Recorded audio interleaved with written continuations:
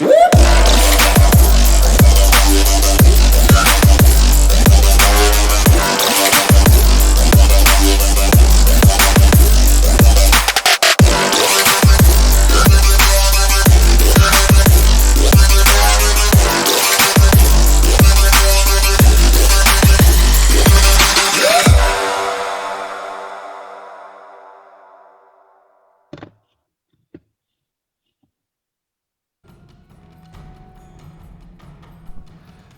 guys, we are live. Welcome. This is Konsole Kombat Southeastern Africa edition, brought to you by Konsole Gaming League.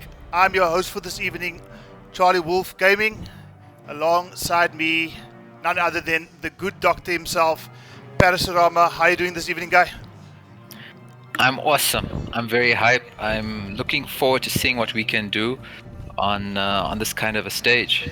Yeah, no, the platform has been given to us by none other than Konsole Gaming League. Guys are absolutely fantastic, giving us as the African FGC a platform to showcase our talent. Often we feel a little bit left out when we look at all these pro circuits happening all over the world except on the African continent. But guys, CGL have come to the party and said, you know what, you guys deserve a stage. They've given us the stage, and what better stage than to have an entire month dedicated to Konsole Kombat, the Southeastern African edition, taking place throughout the month of March on a Monday evening, 1 p.m. Eastern Standard Time or 8 p.m. Central African Time. Every single Monday during the month of March, you will have 4 qualifiers, followed by a grand finale on the 29th of March.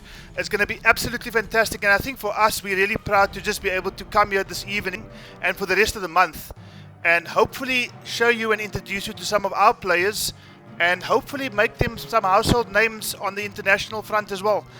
Some of our guys have been exposed to events like Celtic Throwdown. Parasurama, I do believe you are one of those competitors that have been to Celtic Throwdown. We have some of our competitors having competed at EVO on Injustice 2 days.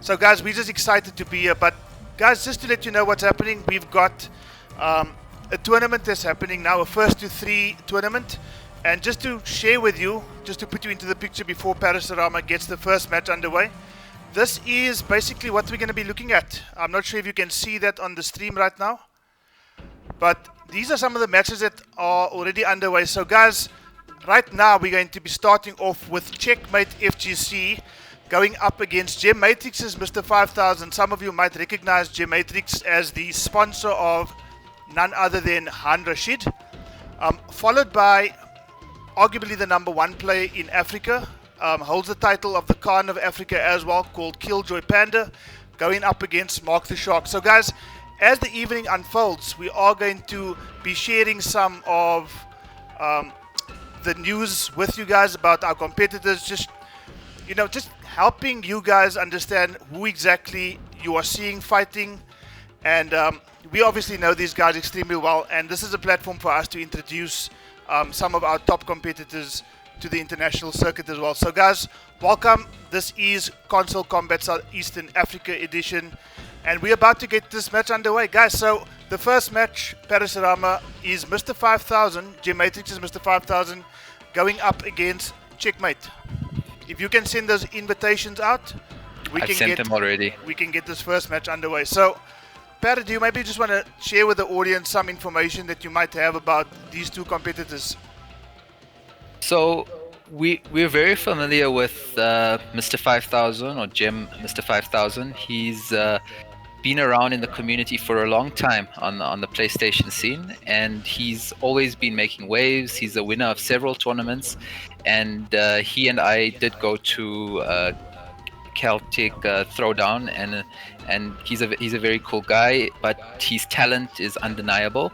And then also we have Mr. Checkmate FGC, who's making quite a name for himself recently on the scene. He's from Xbox, and he has informed us, and I understand that he is probably the best in the scene in Africa on Xbox, and I think he was an Elder God previously. So he has been speaking quite a lot in recent days about Mr. 5000 and two other people also in the winners bracket, Killjoy and Mark the Shark.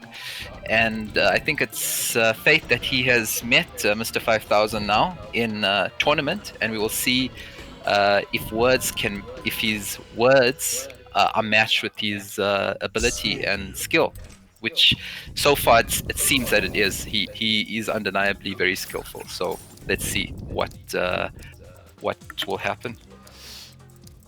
Well, I don't think we're going to have any doubts about the character choice that Checkmate's going to go for. He's a Scorpion main. He's going to go for the Scorpion, going up against probably one of Mr. 5000's main characters in Johnny Cage, who he probably doesn't play as much nowadays, or at least I haven't seen him play it that much. But, oh gosh, a competent player if ever there was one, Parasarama. Most definitely, and he feels very comfortable with Johnny Cage. He has the name Mr. 5000 because he is pressing 5,000 buttons, and we are going to witness this now. And I can't wait for the madness. So far, it's starting off with Mr. 5000 throwing those fireballs, micro duck, getting some Oki, and Mr. 5000 lands a throw. Checkmate trying to keep his turn with the Dragon's Breath.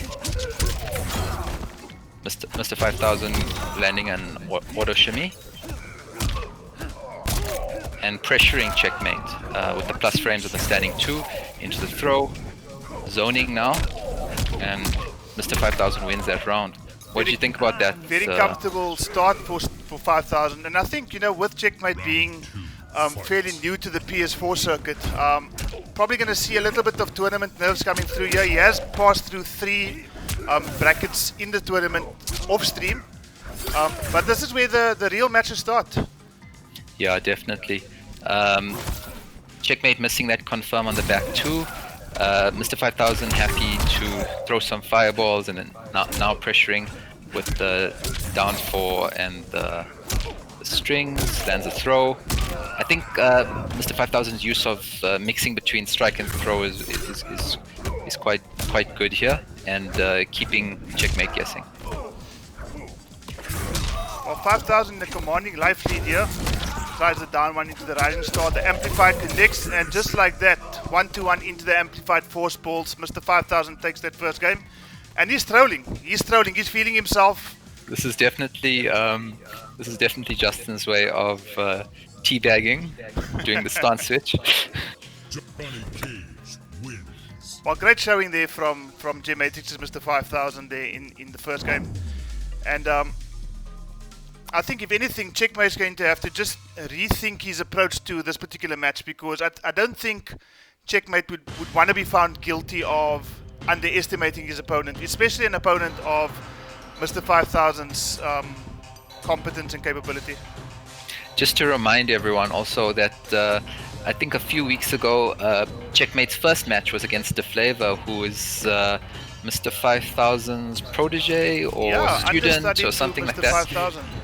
Yeah, so and I think Checkmate defeated him 5-0. So I think Justin or Mr. 5000 wants some revenge here, perhaps.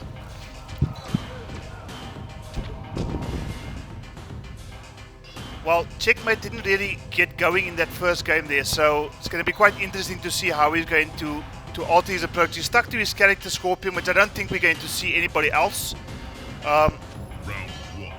And with Mr. 5000 taking such a commanding 1-0 lead, I think the onus is really on Checkmate now to pull something different out of his end. Yeah, it does look like Checkmate is a bit nervous at the moment. He is getting overwhelmed a bit from Mr. 5000, who does something quite unconventional there, down 1 into fireballs. And Checkmate is trying to get some pressure, manages to land a forward 3 into teleport. 2 short tops there. 2 short tops. Mr. 5000 still manages to land the hit. And Checkmate. This might be the round. No, not yet, but he does land the backward throw, and Checkmate puts himself on the round score at least. He's got his round on the board, his first round of the set at least. Yeah, definitely. Checkmate landing 2 confirms there, the back 2 and the forward 3. And now both of them trying to get superiority in this round.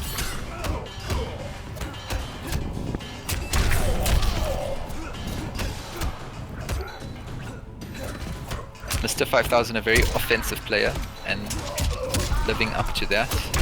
Always attacking, always pressing buttons. Checkmate just using that teleport cancel to maintain some sort of distance from his opponent after realizing that back 2 was not going to hit. Simply teleport cancelled into some distance between him and his opponents, but nice convert there. Unfortunately, drops the spear, and Johnny Cage lands a full combo punish to close out round number 2. 255 damage on the board, securing round number 2 here in this second match between these two guys. Scorpion has Johnny in the corner, but Johnny managed to jump out. Johnny pushing Scorpion to the corner, and another jump. But Scorpion throws Johnny out of the corner, Johnny moving towards him. Great spacing there by Checkmate. These guys just changing corner positions all the time. Strike throw game there by Mr. 5000. Throw Scorpion into the corner. Now we do know that, you know, screen position is not going to mean too much to Scorpion, but that is a costly, unsafe teleport there. Pays a small price. I think as a Scorpion player, screen position when someone is right in your face does mean a lot, and it's often where Scorpion suffers the most. So Mr. 5000 well aware of this and just trying to keep Checkmate in the corner, and he manages to take the second game. So it's currently 2-0 to Mr. 5000. 2-0, absolutely, and I don't think that any one of us would have necessarily expected the games to go so fast, but like you said at the beginning of the match there, Para, Mr. 5000 presses 5,000 buttons at any given time, and it just happened to be one of those games that, you know, he was just doing something all the time. I don't think he actually likes playing neutral. He wants to be in his opponent's face as much as possible, and we saw the benefits of that in that particular match, and suddenly, you know, in double quick time, he's in a 2-0 lead. Looking very promising for Mr. 5000, and at the same time, as probably have Checkmate guessing as to which character he should approach here.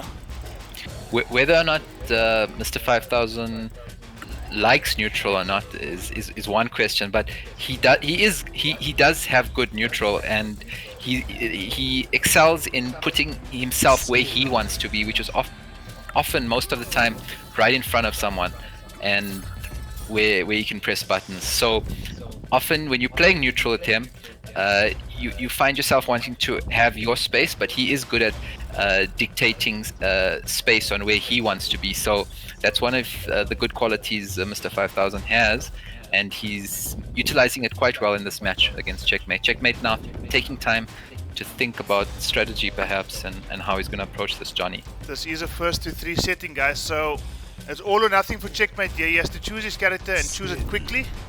Special Forces Desert Command. Now, here's the thing that I'm going to be extremely concerned about for Checkmate's part, is that he let the timer go, which means that it will go to a default variation rather than the variation that he was hovering over. So you might see a traditional reborn variation here, Para, as opposed to Quite right, Charlie. It is reborn, but as most people who play the tele-cancel, I'm sure it won't really affect his game too much. Well, he has one of those Scorpions, Para, that is probably unconventional in terms of what you see, because he equips the Hellfire, the Flaming Breath.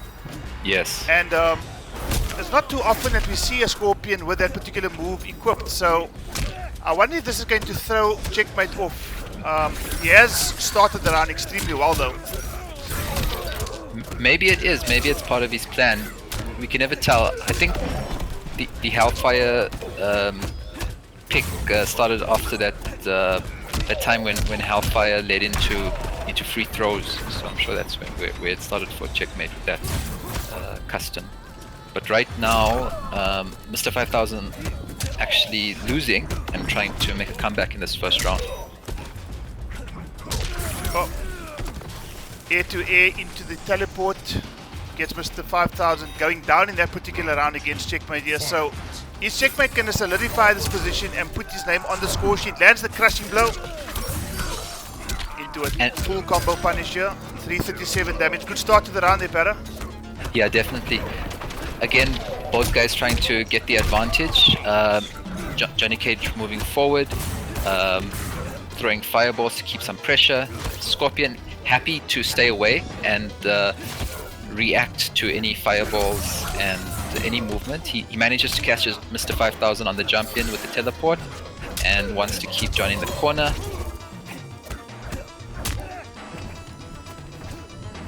Again, we see this. We see Checkmate retreating, wanting to keep a distance so he can throw fireballs. I think this might just be curtains for Mr. 5000 in terms of this game, and we can probably see a brutality. Just missed it down 2 there, but great showing there by Checkmate to put himself on the score sheet there, Parasarama, and not out of this game just yet. I wonder if that's going to force a character select or character change from Mr. 5000, or are we probably going to see him stick to Johnny Cage, who he has won 2 games with, it has to be said. Yeah, I don't think that he necessarily will change. I don't think he has to, but I did see. I don't know if you also noticed that the Checkmate's adjustment was basically just trying to play a more neutral orientated game, not in Mr. 5000's face, keeping some space, reacting with teleports when necessary. And I just want to see. I'm really excited to see what Justin decides here. Who will he pick? What will he, if he goes back to Cage, or any opts to the mirror? This is quite interesting here, because I think this might just be a statement pick here, Parasarama. I'm not sure if Mr. 5000 plays Scorpion as much as he does some of the other characters that we're used to seeing on screen, but this might just be a statement pick here. And obviously, having seen and gathered some data on Checkmate in terms of his Scorpion Charlie, play. we have a problem. Checkmate, he has chosen Demon Breath, and he's currently locked as Reborn. Okay. Well, we need to report this through to the mods, Parasarama, so if we can just get mod support to confirm exactly what is going to be the outcome of this, because it is an illegal move. He has swapped the variation after winning a match. So if the mod support can maybe just come in and confirm what should happen with this match. But I think we might see an unfortunate situation here of Checkmate forfeiting this match due to disqualification and ultimately going down 3-1 to Mr. 5000. That's totally not what we want as the commentators, but it might happen. But let's see what the mods say. For now, we'll just continue commentating, I think. This match is actually quite exciting. Both guys trying to get the advantage, and Checkmate closes it out to confirm into Fatal Blow. You will suffer. Round 2, fight. Let me just check with the mods in the meantime. Yeah, so while we're just waiting for the mods to confirm what's going to happen here, Checkmate is leading, and it looks like he's going to be closing in.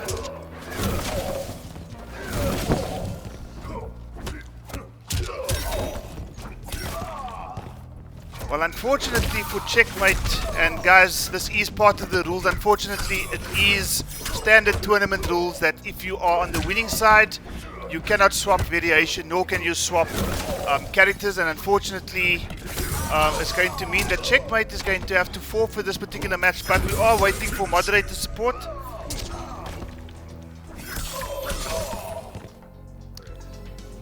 But while that is happening, I mean, Checkmate took this game quite convincingly to level the scores at 2-all. Unfortunately, I'm not going to update that score on screen just yet, guys, until we have 100% confirmation that the mods are aware of what has happened, and unfortunately they're going to have to make a call in terms of the way forward. Charlie?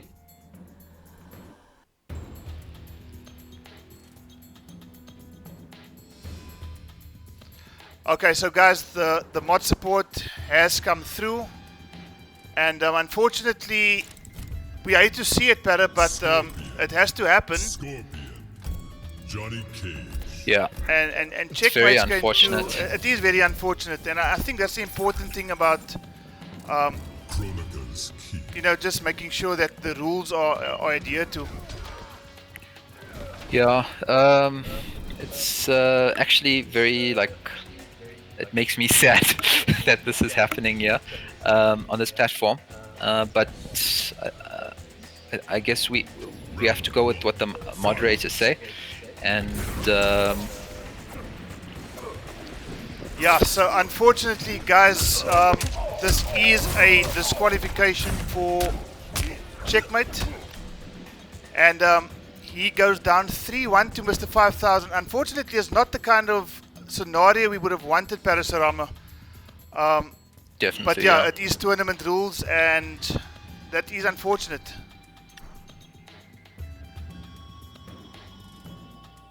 What I don't know what else we can. I think he forgot that he chose Reborn in the last match that he won, and then he just assumed that he picked his normal variation, and then that's what happened. But rules are rules, and we have had a decision from our mods, so we have to respect that. Yeah, no, for sure. Pat, I'm also just trying to understand why it is that your camera suddenly just disappeared. I think it's when I tried to get feedback from the mods. I think I left our call. Okay, if you don't mind, just or rather disconnecting your camera and then just reconnecting again. We'll see if we can get you back. Will do. Okay, guys, so that is an unfortunate situation, but that is unfortunately what has to happen. So you guys have seen Mr. 5000 advancing on the winner side of the bracket, checkmate due to that disqualification. Very unfortunate. Going down into the lower bracket. I'm sure we are going to be seeing more of checkmate as the evening unfolds. But guys, what we are going to do in the meantime is we're going to go to our next match, which is the match between AI Killjoy 837 and X-Ray 92, aka Mark the Shark. I'm so looking forward to that. Two of Africa's best going head to head. That match should have happened already. I think. Are you going to invite me to the next COT though? Yeah, no, absolutely. Yeah. So that match should have happened already some months ago. I think at the time for Kombat Africa when we were doing the first 10s. So I think that it's awesome we get to see it now on CGL week 1. I think it's going to be quite a rocker. Well, these are arguably, Parasurama, probably two of the strongest players on the African continent. And yeah, I mean, I don't think there's a much more fitting scenario than for them to compete on the winner side of the bracket in an event such as CGL. We've been waiting for this match for quite some time. It's finally here, and guys, you guys get to share in this wonderful experience with us. Two of Africa's finest MK11 players, AI Killjoy against Mark the Shark. Happening on CGL's Konsole Kombat Southeast African Edition. It is. It's right here. And for all the Checkmate fans in chat, he's still not out. He's in losers brackets. He can still run this back. So it is unfortunate what has happened, but I think Mr. Jivs or J Mysterio has had a similar incident in his tournament run previously. Okay, so if you can just invite the guys to Will do. the COT lobby, we can get this next match underway. Okay, Pat, we are experiencing some technical difficulties regarding your cameras, so we'll try to get that sorted out during the course of the matches. Sure. I did reset it, by the way. All right.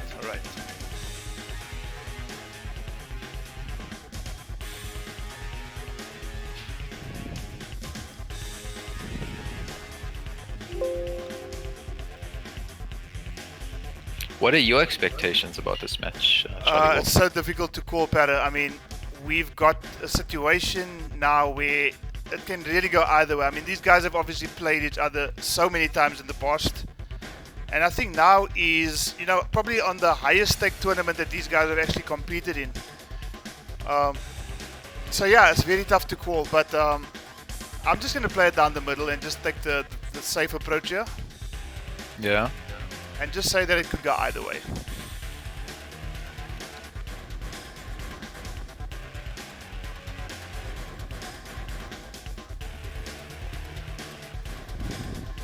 Okay, so we're just waiting for these guys to join the COTH lobby so we can get our next match underway, guys. While we are waiting, if I can just share with you what the bracket looks like right now. So as you saw that match over there, checkmate going down 3-1 by virtue of a DQ in favor of Mr. 5000. So Mr. 5000 advances to the winners final, where he's going to go up against the winner of our next match, which is between AI Killjoy 837 and Mark the Shark 92.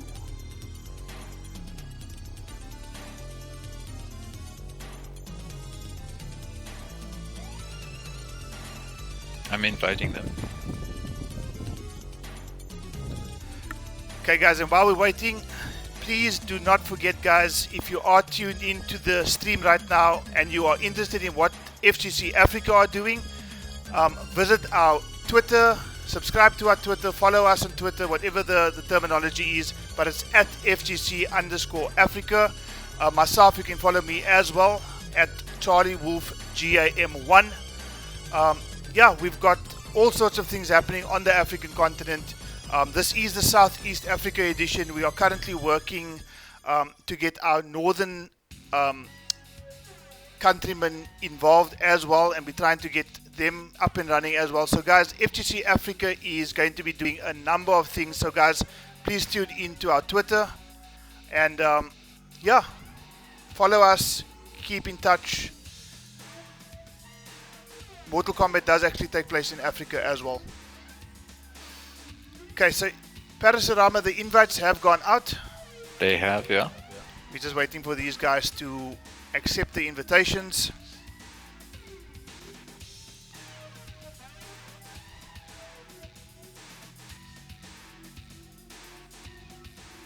We have Killjoy in the building. Okay, so Killjoy is here. And so is Mark the Shark, otherwise known as X-Ray 92.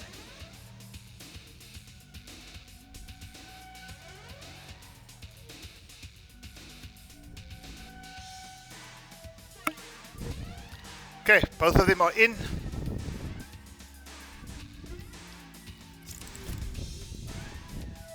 Now the big question is,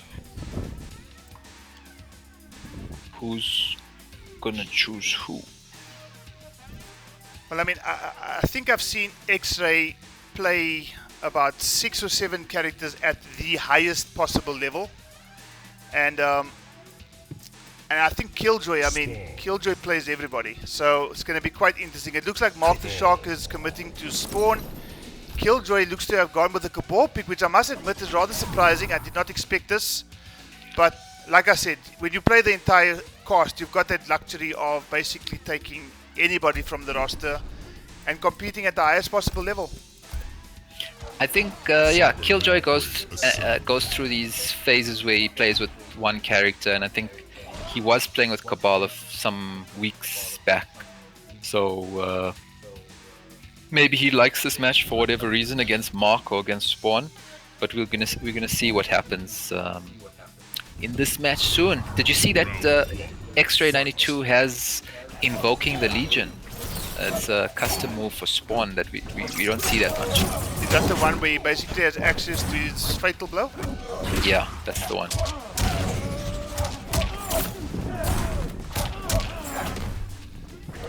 Killjoy has the lead at the moment. Mark the Shark trying to also keep that range that Spawn likes for him to do the 3-4s, and he's using his back one mid quite well. However, Killjoy has damage. He's pushing Mark to the corner, but then throws him out towards the center. Happy to throw projectiles, both of these guys, but Mark the Shark's going forward. He's still pushing Killjoy to the corner. Killjoy gets the interactable and down 2s for the win of the first round. Round 2. Again, a convincing win there by Killjoy. And I mean, it is only the first round here, Para, but I mean, if that's a show of intention in terms of what Killjoy has pulled out of the hat for that first round, I think Mark the Shark might be in for quite a long set here. But it is Mark the Shark that we're talking about after all. And I mean, we know that this guy can play and play extremely well. Not only that, he needs like maybe 2 hits or 3 hits and then it's over. Well, I see he's got access to his fatal blow now. Does he keep that for how long does he keep that for? Do you know? I'm not actually too sure there, Para. Maybe somebody in the chat can just confirm what the properties of that particular move is, because if it's on cooldown, he's got access to it again because of his life lead, but I don't think he's going to have a chance to use it here because I think that fatal blow might just close out this round here better. And yeah, no, absolutely, it's definitely going to close out the round. Or is it? No, it isn't. This is going to be a heartbreak for Killjoy, but he manages to clutch it out, land the jumping kick into a Nomad Dash brutality, and Killjoy is up by 1-0. Killjoy quite clever there, but Mark basically saw the move, and Killjoy wanted to let out the smoke or the gas blast where he could take health from Mark if Mark entered that area, but Mark interrupted it. Nevertheless, Killjoy still took the victory and ended it with the brutality.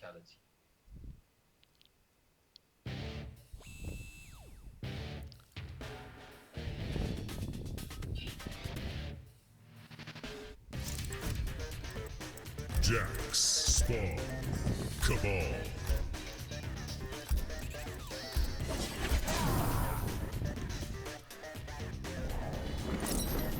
Okay, so we have Mark the Shark X-Ray 92 sticking to Colosseum Beast Pen. the spawn pick here, Para, and I mean, I know he's quite renowned for his Noob Cybot play, for his Baraka play, but he's sticking to spawn. Obviously a character which he believes in, and even though he went down in that first game, he's going to commit to spawn again. Yeah, so the way I see it is sometimes you have to work out whether the character, if it's a matchup problem or not, and if it's not a matchup problem and it's a fair matchup, then you just have to think, what can you do better? And I think that's what Mark's doing. Happy and content to throw these projectiles at Cabal. Cabal makes it in and starts a combo. Pushing Mark towards the corner. Mark trying to fight his way out. Trying to keep safe with the projectiles, but Cabal's insane jump 2 range catches Spawn and resets him in the corner, and Killjoy finishes the first round. So Killjoy, like a steam train here, he's just steamrolling his way through to this victory here, but I think Mark just, in the first round, he just needed to be more careful with the zoning, because Cabal's jump 2 has some pretty crazy range, and the jump 3 has a lot of priority. So Mark guesses right, throws him back, and Killjoy happy to play this Cabal neutral with the air buzz saw and the jump in, mixing between the two, going with some mids here and there.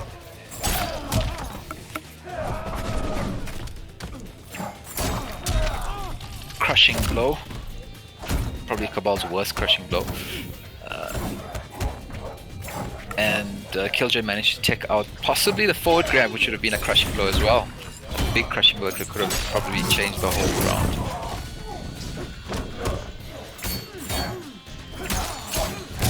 And then Killjoy cleverly outspacing Spawn there with just a bit of a walk back and then with punishing. So Killjoy, lightning quick, 2-0 lead.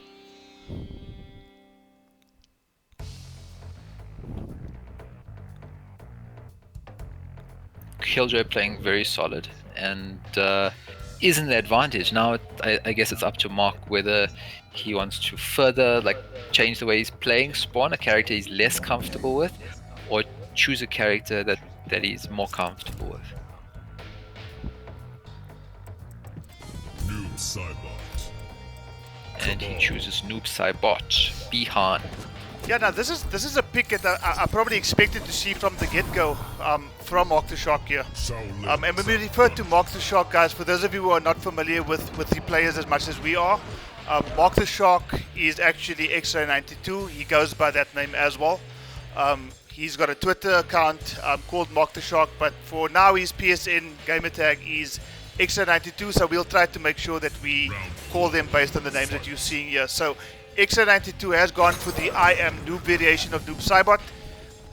Killjoy, having won the previous 2 games with the Cabal Sack variation, obviously tied to Cabal Sack. Killjoy is still playing very well here, outspacing Mark there, and in the advantage, keeping to a similar game like he was playing against Spawn, with these air fireballs mixing it with the jump-ins. Mark trying to basically get comfortable, I think, at the moment with Noob. Managed to land the forward 2 into a slide. Killjoy lands the down 2, takes the throw. And then Mark finally anti-airs that jump 2, keeping safe with the back 1 into a slide. Mark pushing Killjoy to the corner, Killjoy pushing out. TV Killjoy does have Fatal Blow here and can finish the round at any moment. Right anti-air there by Mark, the down 4 converting into the amplified slide, and Noob Cybot gets the round rather. 1 round away from putting himself on the score sheet here, but let's see if Killjoy is going to adapt that range on that jump. Is that the jump 1 or the jump 2, Para? That's the jump 1. I mean, that's the jump 2, sorry. But I think that the difference in the first round was definitely the anti-airs. He anti-aired twice and basically he got the round. Great jump in there from Mark the Shark, and full corner combo punish here. Oh, that's going to do some serious 402 damage there, Para. Great whiff punish as well, forces the breakaway. Killjoy stuck in the corner here. X-Ray 92. X-Ray landing his own jump in combo and now firmly in the lead. Killjoy didn't confirm on the forward 2s, throws Mark towards the corner. Both people on Fatal Blow. Mark could potentially finish it now. Oh, and he gets punished for the Fatal Blow attempt and eats the Fatal Blow of Cabal, and it's 1 round apiece. Killjoy puts himself on match point with that Fatal Blow finish in that second round there, Para, and it's all or nothing now for Mark. Yeah, if Mark just had more patience, he could have avoided that. But anyhow, it's not over yet, and he keeps on playing, trying to be more patient in this round. Oh, raw Nomad dash connects. A full Cabal combo, 273. He was Cabal, what was it? What's that thing that Cabal said? I don't know. All I can think about when I see Cabal on screen is Destroyer and Caboose saying, "Got the spins, got the spins." Yeah, Cabal. But oh yeah, X92 doing exceptionally well here, trying to close out the zone. He's going to eat it down 2 before he gets the breakaway. Now this is X-Ray actually having the advantage in all 3 rounds so far, but Killjoy coming back puts Noob in the corner where he'll have less of an advantage with his buttons. And that's it for X-Ray 92. Takes that game number 3, and suddenly it's 2 games to 1. Yep, and X-Ray with his main character on screen, ready to throw down.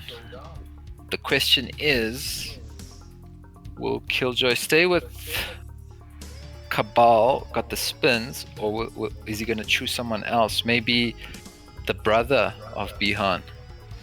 I don't know. I honestly don't think so. I think he might, if he does change character, he might opt for the Jackie Briggs pick. I haven't seen Killjoy play Jackie in quite some time. Cybot.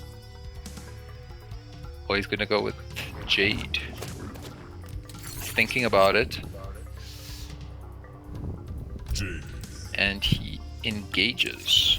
Yep, it looks like he's committed to the Jade pick. Chronica's key. So Jade, with the shadows, basically evades much of Noob's projectiles and shadows and Noob's shadows. So I think in that way it's the counter pick.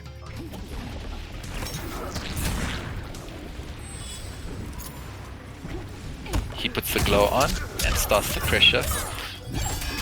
Going with the overhead, Mark reacts and blocks it. Jade carrying on with staggers into Delia's dance, into more pressure. Mark was waiting for his turn, and I think that was an input error, but Mark he takes those, I guess. No, and I think, you know, big up to Mark for being aware there. He saw the input, what seems to be an input error. He saw it come out. He realized this is his chance, and he managed to get a decent, close to 300 damage combo there. Yeah, and it was a 300 combo on I think a combo drop at the time. Yeah, but that's Noob damage for you, isn't it? I mean, Noob doesn't look the part, but believe me, guys, he eats like a truck. Yeah, definitely. Oh, I think Killjoy missed his KB there. He went from the 1-2 into the Shadow King. Ooh, and unfortunate there for Mark. Tried to time it, but... Round 2. Match point, Carlo. Match point for TB Killjoy with the hey there Delia, or as Destroyer would say, hey there Delilah.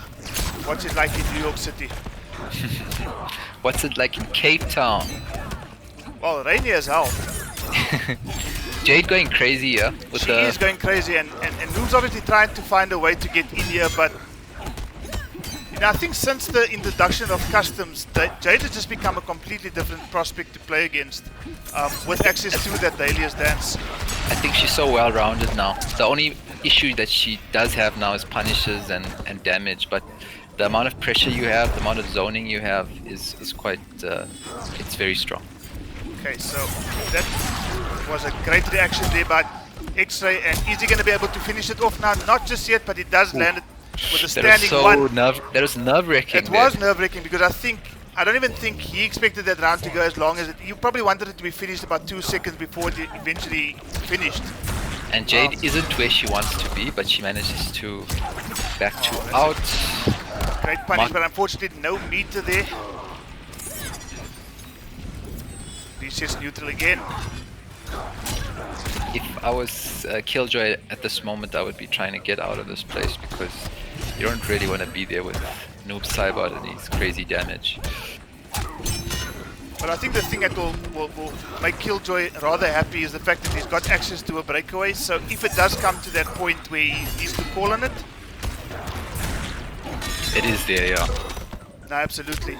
But I think also, I don't know if Noob's breakaway, armor breaker is that good, but at the moment I don't think we'll get there because this Delilah dance pressure does it, and Killjoy finishes off with that brutality. He pressed up on Delia's dance and knocked his head off.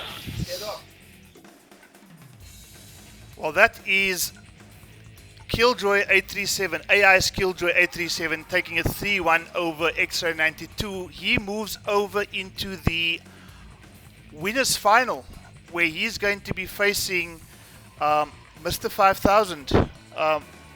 Para, and from an African point of view, we've seen this winners final many times, haven't we? We have, yeah. That's basically every time. I think when there was a Zambian face-off, I think it was those two, and again, when we had a recent thing, it was those two as well. If I'm not wrong, you can correct me if I'm wrong, Charlie Wolf. No, absolutely. And I think even, from a South African point of view, we've seen Mark the Shark take so many titles on stream, both on FGC Africa and other stream platforms as well. And on the Zambian circuit, I mean, these two names are synonymous with Zambia and Mortal Kombat 11. They just happen to be two of the most talented Mortal Kombat 11 players in Zambia, but also on the African continent. In a previous CGL event, I believe Killjoy was in fact victorious in that particular event as well, which probably happened about close to a year ago. Yeah, if I'm not mistaken.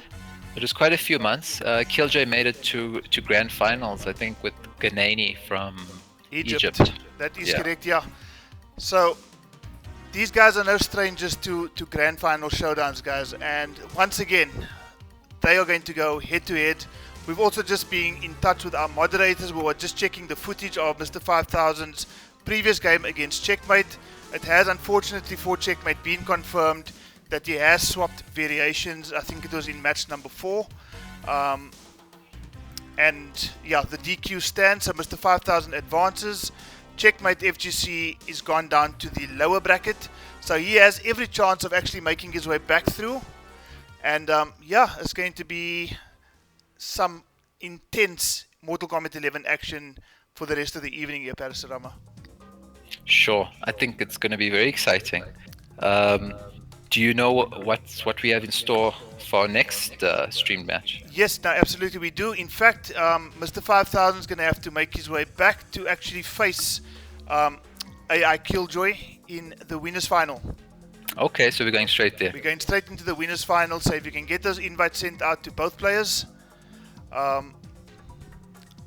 Charlie Wolf, these the people in the comments seem to want to see my face for some reason. I don't quite know why, but yeah, no, there's some serious technical difficulties here, guys. So okay. Please just bear with us as we try to resolve this issue. And if we are able to do so, then we will do so as soon as possible. Winners final. Killjoy versus Mr. 5000. Now, we've said it before, Para. This is something that we are not strangers to seeing. These guys seem to meet each other quite often. And, yeah, what's your thoughts of who's going to take this particular match? So I think in the last encounter, Killjoy, did he win or? But it was quite recently. I can't remember. I think Killjoy won.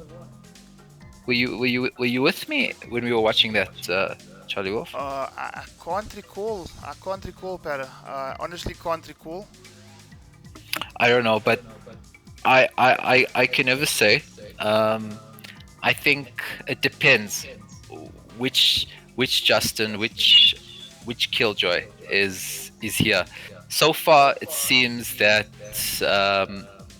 that Killjoy is here in terms of that Cabal and the Jade. He's playing quite ruthlessly now. He's here to win, and we can see it in the way he's playing.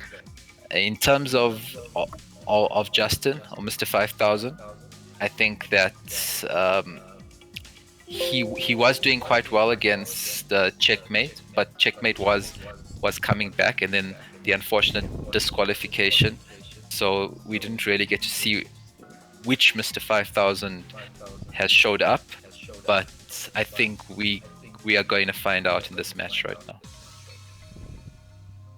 Yeah, no, absolutely.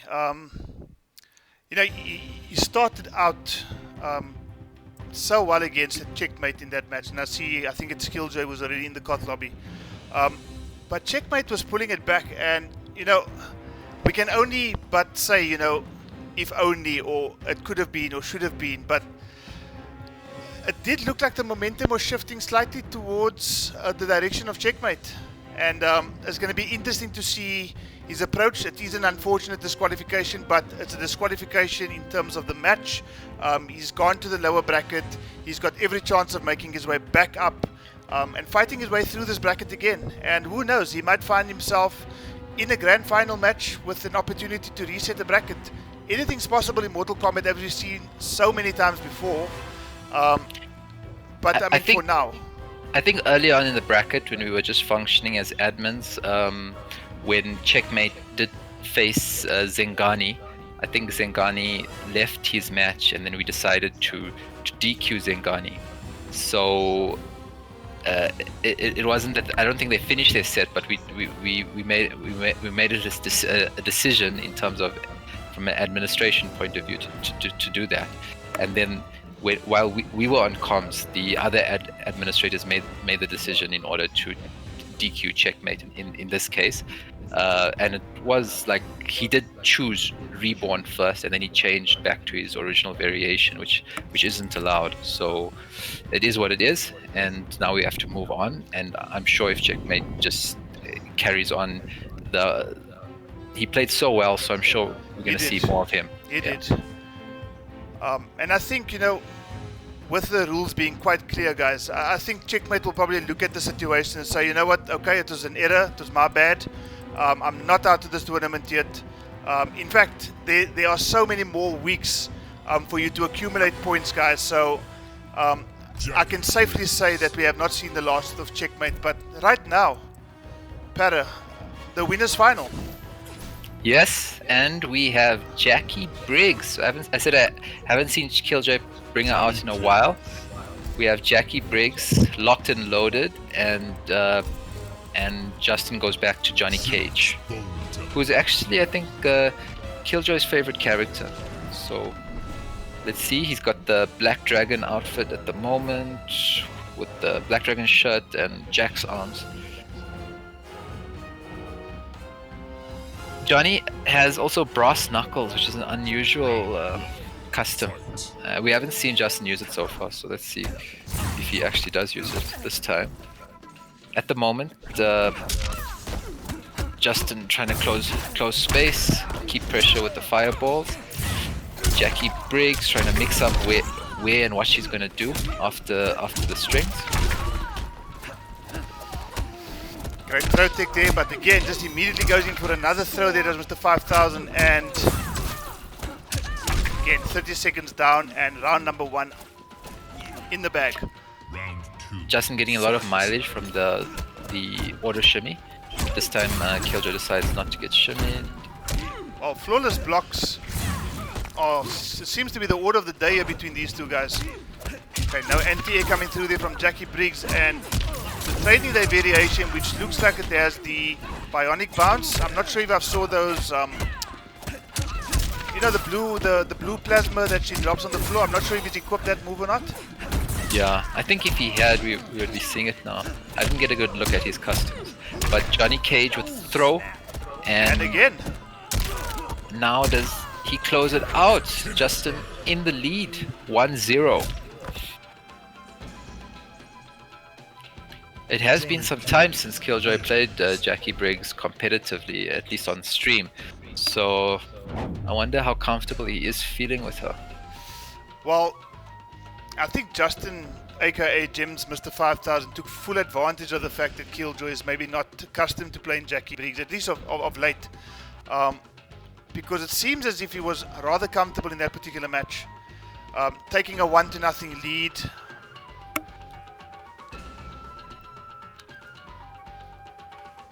Buddy.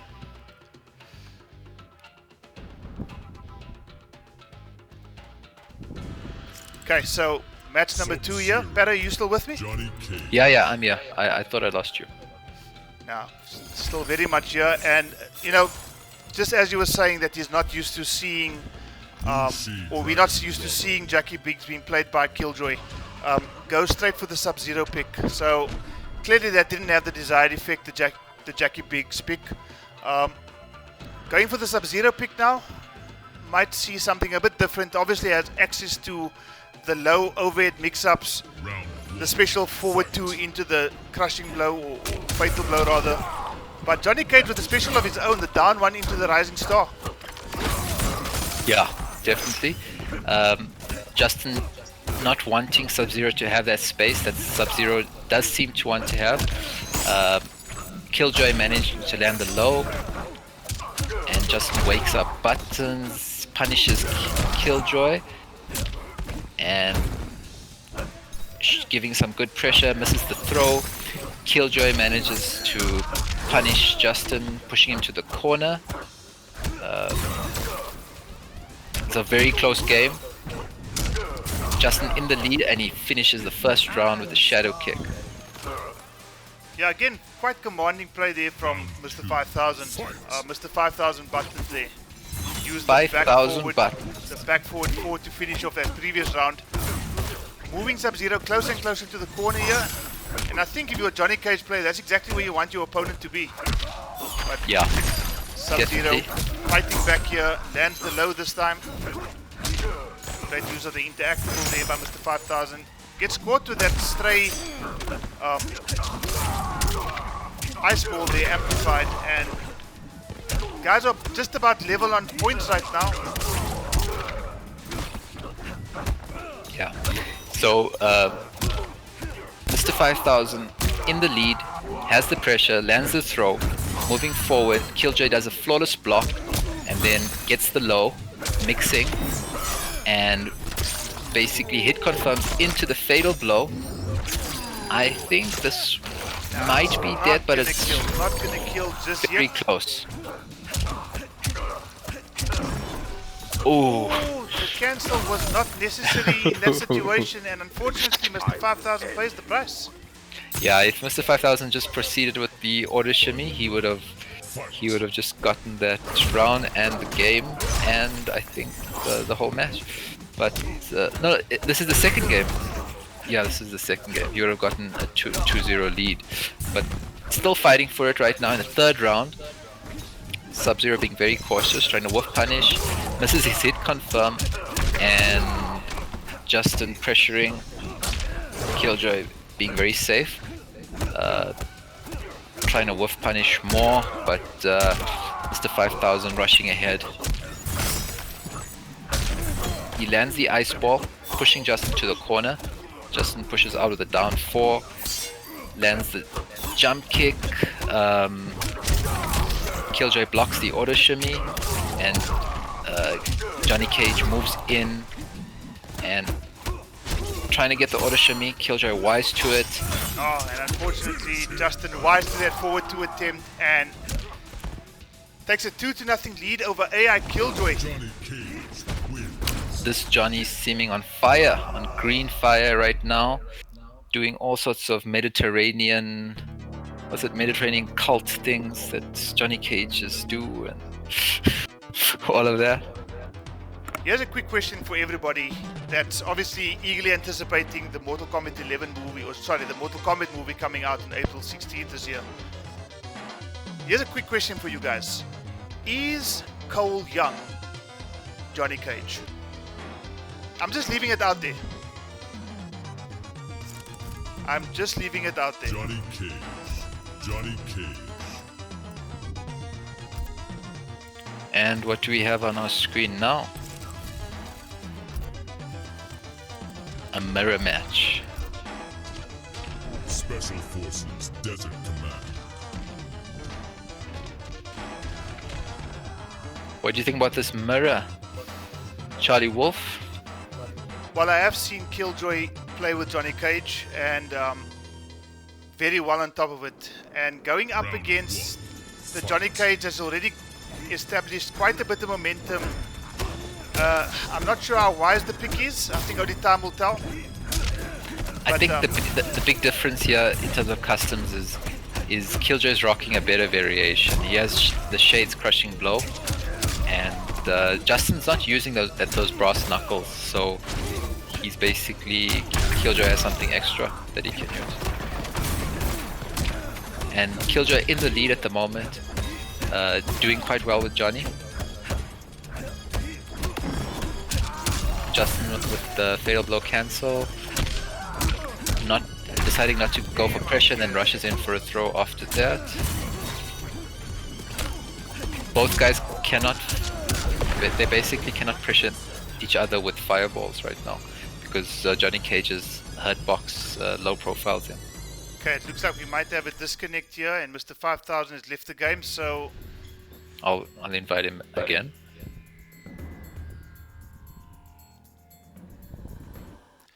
okay guys, so unfortunate disconnect there. We're just waiting for the player who disconnected to get re-invited. The score is currently 2-1 Parasurama in favor of Mr. 5000. Guys, while we're waiting for... I think it's 2-0 right now.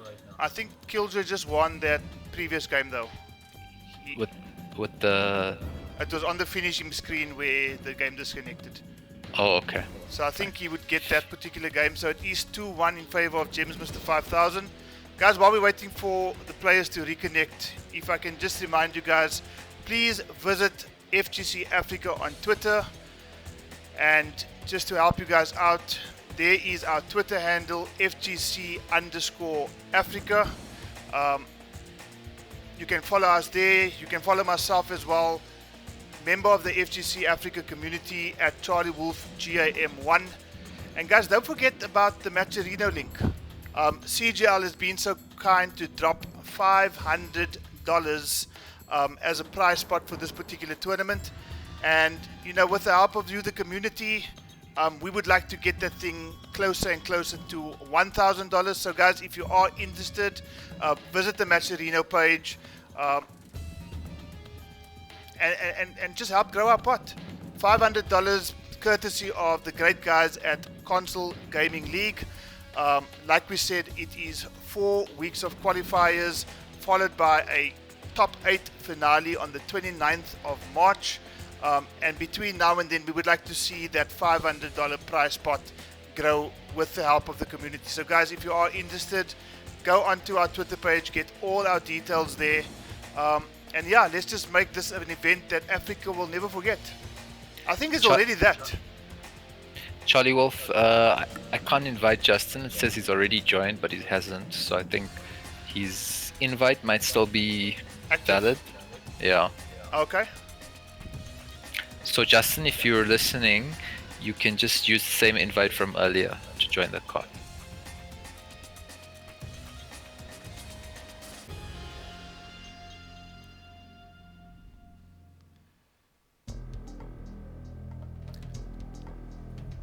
Okay, big thank you to the guys at FGC Africa for, you know, there's so much going on behind the scenes, you guys. Admin support, bracket runners, you name it.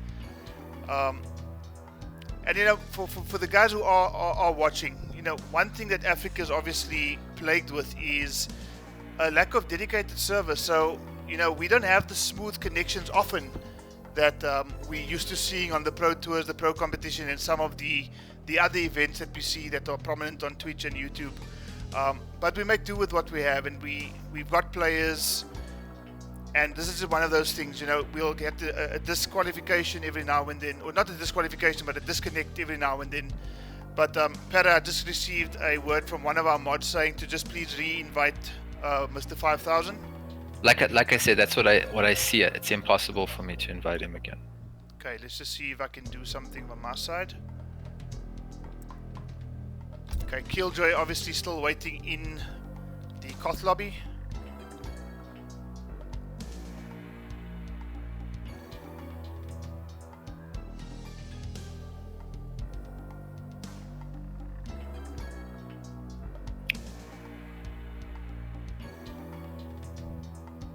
Yeah, it's saying here as well that he's already joined. Joined, so, yeah.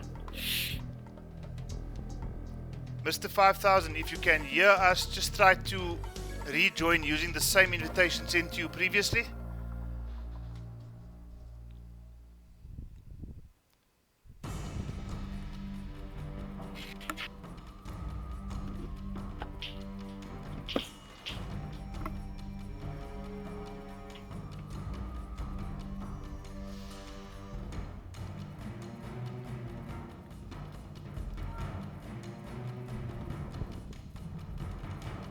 Someone suggested a new cot.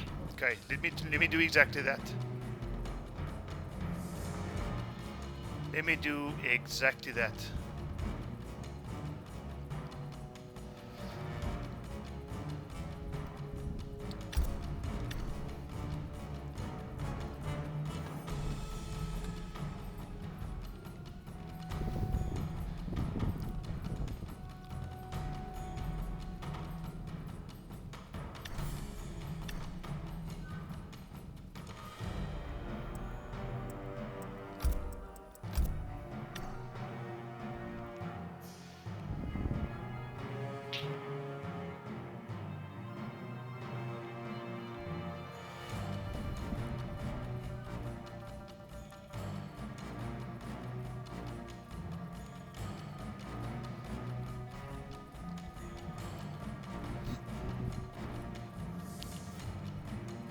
Okay guys, we are just trying to reset the coth here to get these two titans of Mortal Kombat 11 in the FGC Africa community back in the coth, with the score currently 2-1 in favor of Gems Mr. 5000.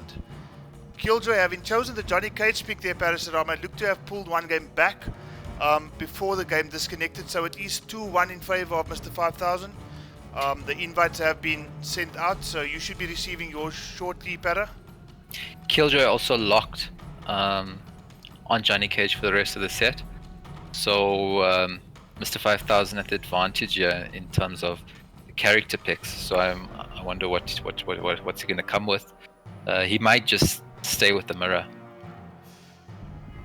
Well, Mr. 5000 has the luxury of the cast to choose from, and I think, you know, having went down in that previous game against Killjoy, he's obviously had a bit of time with the disconnect as well, just to reevaluate the situation, see which character is going to be best suited for this particular match. But I would not be surprised, Para, if he actually just stuck to the Johnny Cage pick. You never know, but I'm sure with someone who plays as many characters as he does, sometimes it's better to choose the counter pick than the mirror. So let's see what happens. I'm trying to invite both these guys again. I've just sent him the invite now. Oh, okay, so I'll leave it then. But it is exciting. We are in this is winners finals, so one of these guys will end up in grand finals and the loser will end up in losers finals. So we're going to see more of these guys no matter which way this goes. Yeah, no, absolutely. I mean, both these guys still have 2 tournament lives. Loser of this match simply goes down to the lower bracket. There's still a few monsters in the losers bracket as well there, Paris. So I mean, this evening is far from over. And if the matches that we have seen on stream is anything to go by, we're still in for a few humdingers before the end of the evening. Yeah, totally. This is going to be awesome, and I'm very excited to see what's next. And I'm still really excited about this match to see if TB Killjoy can bring this back.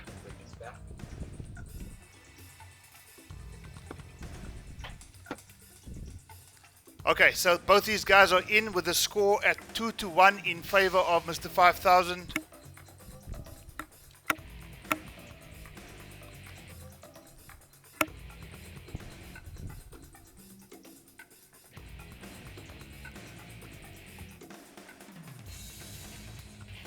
Okay, it says the match is starting, and yeah. Johnny Cage, Scorpion. Retro Kid. Okay, they're going old school to the Retro Kid here, Para, and Mr. 5000, which he is allowed to do, having lost the previous game, has gone for, it looks to be the Reborn Scorpion. Yeah, Reborn Scorpion. He makes a good use of that air demon slam, like often doing it in the neutral, trying to throw the opponent off. So let's see what he does. As I say that, he moves back with it. Trying to enforce pressure.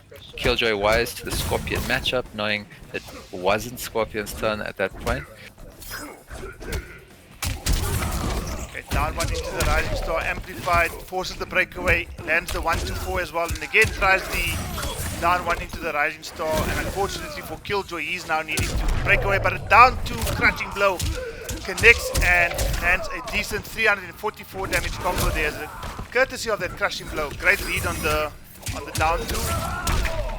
Johnny Cage has Scorpion in the corner, landing the combo and finishing the round. Finish it off with 353. So he's got a 344 and a 353. Two combos did 70% of the damage there, Para. Yeah, Killjoy looking on fire with this Johnny Cage. Justin or Mr. 5000 puts Johnny in the corner, unable to keep his turn, but lands the overhead. Tries it again. Killjoy wakes up with buttons, catches Mr. 5000, and now has Justin in the corner. But moving a bit back allows Mr. 5000 to jump in. Doesn't tele-cancel. I don't know if he knew that he didn't have meter there. And doesn't stop him. Goes forward. Johnny Cage and Scorpion in health right now. Both do not have fatal blows yet. Mr. 5000, the first one, the fatal blow. I think he's getting that. There from Killjoy, and Mr. 5000 with that 5000 buttons, unfortunately whiffs the fatal blow. And after going down 2-0, Killjoy has pulled it back to 2 games apiece. So will this be a reverse 3-0? At the end there, I think that flawless block up 2 was the difference there on the 4-3-4 from of Scorpion. So Killjoy doing really well, getting another game. Johnny Cage is looking to be on fire right now, and we know that this is, as you can see on his combat card screen, this is his favorite character. So.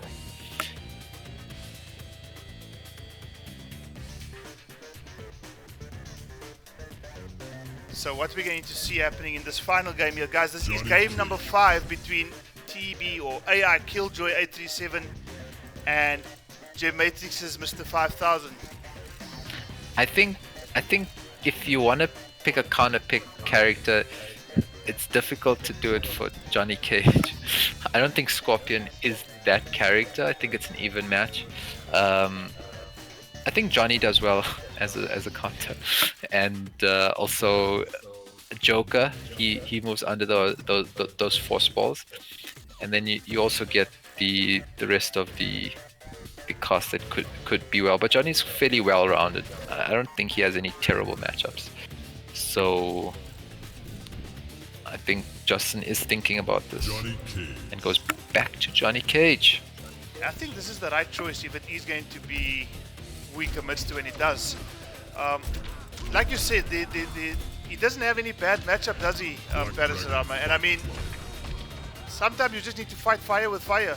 Johnny Cage is able to dish out pressure. So I mean, both these players, high-level players, can dish out the pressure from both sides. So I think a wise choice from Mr. 5000. Let's see if it's going to be the right choice, though, in terms of turning this game in his favor. Intro skipped as both of them throwing fireballs at each other. Justin with the advantage at the moment, trying to pressure Killjoy. Down one rising star. Fireballs. Killjoy not letting go of block there with that auto shimmy. Both guys trying to keep their turn with the down fours and forward threes. Well, again, even on life here, and Killjoy going into a slight lead puts Mr. 5000 in fatal blow territory, and that's exactly what he does. Cancel the fatal blow, forces the escape, and he's just going to kill. The down four does finish it off, and Mr. 5000 now finds himself on match point. Mr. 5000 on match point. I would have liked to, I really would like Justin to think about the Shades crushing blow, because at that point he could have finished it right there. But anyway, he needed another read, which he got, and he managed to get the W on that round. There seems to be an interesting little exchange going on here. Who's going to... They're both trolling. But Killjoy ends up taking that, so very, very unorthodox round there. These guys chancing their tournament lives on fun and games here. But this is a game. And they seem to be having fun. They do. I mean, you know, having made it all the way into the winners final here,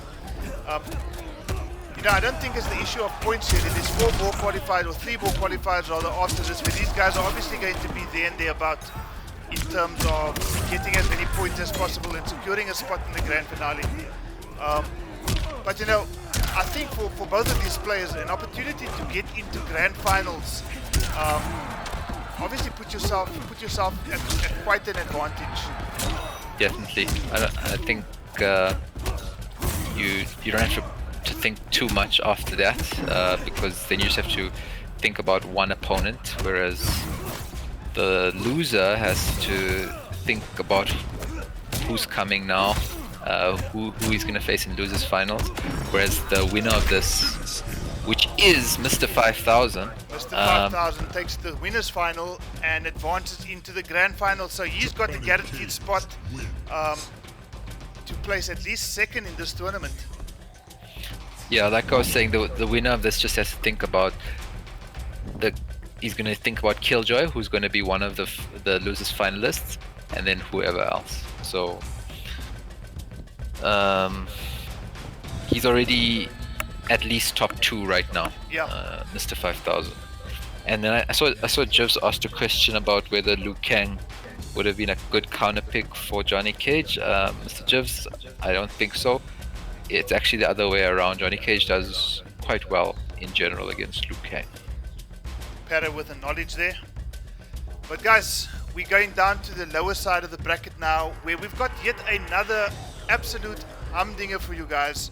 We've got Checkmate FGC about to take on Luna's Panda Bear.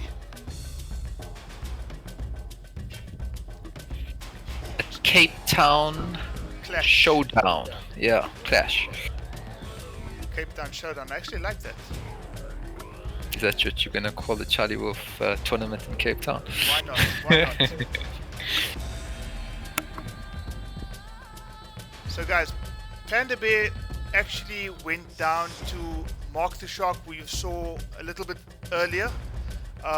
Mark the Shark sent Panda Bear down to the lower bracket, the lower side of the bracket, as Parasorama is going to get its invitation sent out. Let me just share with you the bracket to show you Panda Bear's progression. He went 3-0 against Zombie Classic. Then went on to meet Rex 2 Ducky, who also had quite a nice little run in the lower side of the bracket, but went down to Panda Bear, and now Panda Bear is about to take on Checkmate FGC in our losers quarterfinals. Both players invited. We are excited to see the return of Checkmate on the stream, and also Panda Bear, who's I believe you always call the husband of Elder Goddess Cetrion. Yeah, no, Cetrion main, probably the premier Cetrion player on the African scene. Guys, if you are here in chat tonight, we haven't seen Panda Bear on stream yet. He went down to Mark the Shark just before the stream went live. So this is Panda Bear's first appearance on stream this evening, and he's going to be going up against Checkmate FGC. Now these two guys, from what I understand, Parasorama, are sparring buddies. They play quite a few matches against each other on the daily. So I think over the last 3 weeks that Checkmate has been on the PS4 scene, these players probably got a chance to know each other's playstyle rather well, and it's all come to meeting each other in a CGL event. Yeah, and Checkmate currently maining Scorpion. Scorpion is the character that I myself prefer playing against Cetrion, so I don't think in terms of that pick it's going to be much of a bother for him. So I think Panda, is he checking for lag? He's like moving the cursor up and down. It looks like it's Checkmate. Panda's just chilled. Oh, okay. Panda's just rather chilled, waiting for Checkmate to commit to the Scorpion pick. Without surprise, Panda's gone straight to his main character being Cetrion. Guys, losers quarterfinals. It's about to go down. Checkmate FGC versus Panda Bear. Who is going to advance?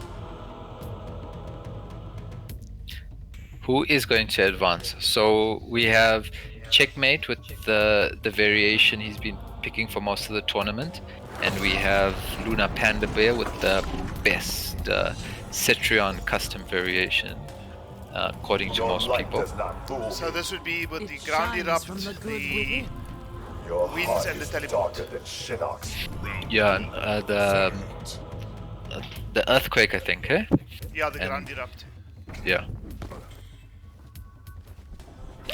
So right now, Checkmate being very patient, waiting for anything so he can teleport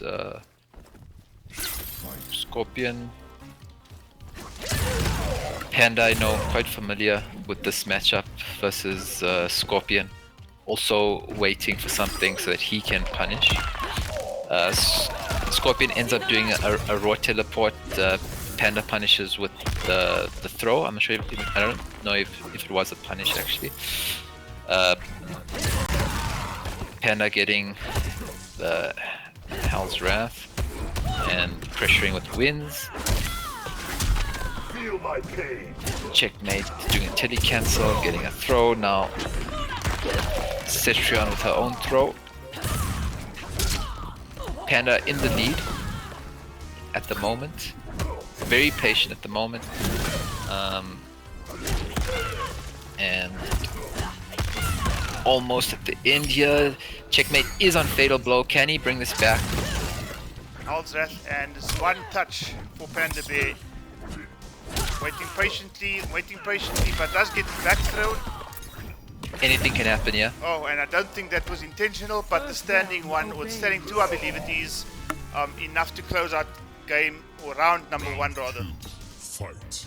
So Panda in the lead, and now will punish with the crushing blow. Although he has full breaker, he doesn't break away. Panda trying to stagger, move backwards, and feint Scorpion to moving forwards. Checkmate lands a throw, throws the spear, which Panda doesn't punish, which he can if he wanted to at that point. And then resets, moves in with another tele cancel. Panda wise to it, doing a jump in without the Hell's Wrath this time, and just trying to out nooch. Down two. Oh, great short up there. Nope, that's going to be a punish, and I think that might just finish the round. Panda gets the breakaway. Tries the short up again. Doesn't quite land. Panda wise to that hop attack there. Blocks it, but still manages. But Checkmate still manages to clutch it out. Fight. One round apiece.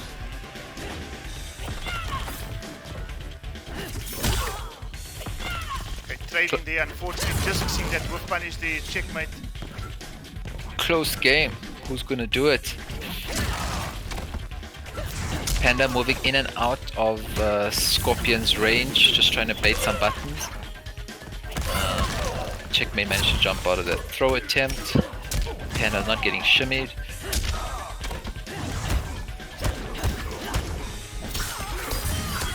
Okay, one is confirmed coming through from Checkmate there. Doesn't fall for the whiffed spear. Throw escape. Oh, just manages to land the Hell's Wrath. Oh, and this is going to be a problem for Panda Bear. Looks like Checkmate might have dropped that combo there better. Yeah, and he has the crushing blow. And the blow. crushing blow was loaded, but not death just yet.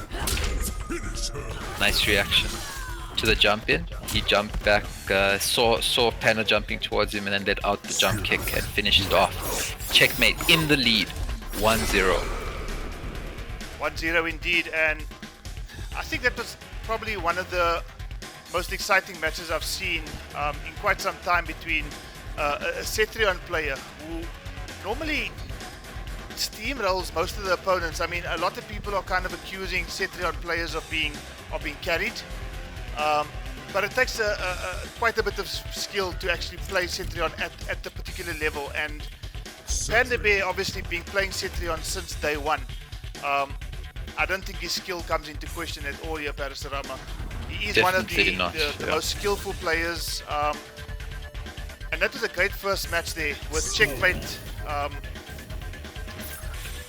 ultimately clutching it to take a 1-0 lead in this first to three losers quarterfinal match. Even though Checkmate has won the game, he's actually still trying to think what's his next strategy going to be in this game.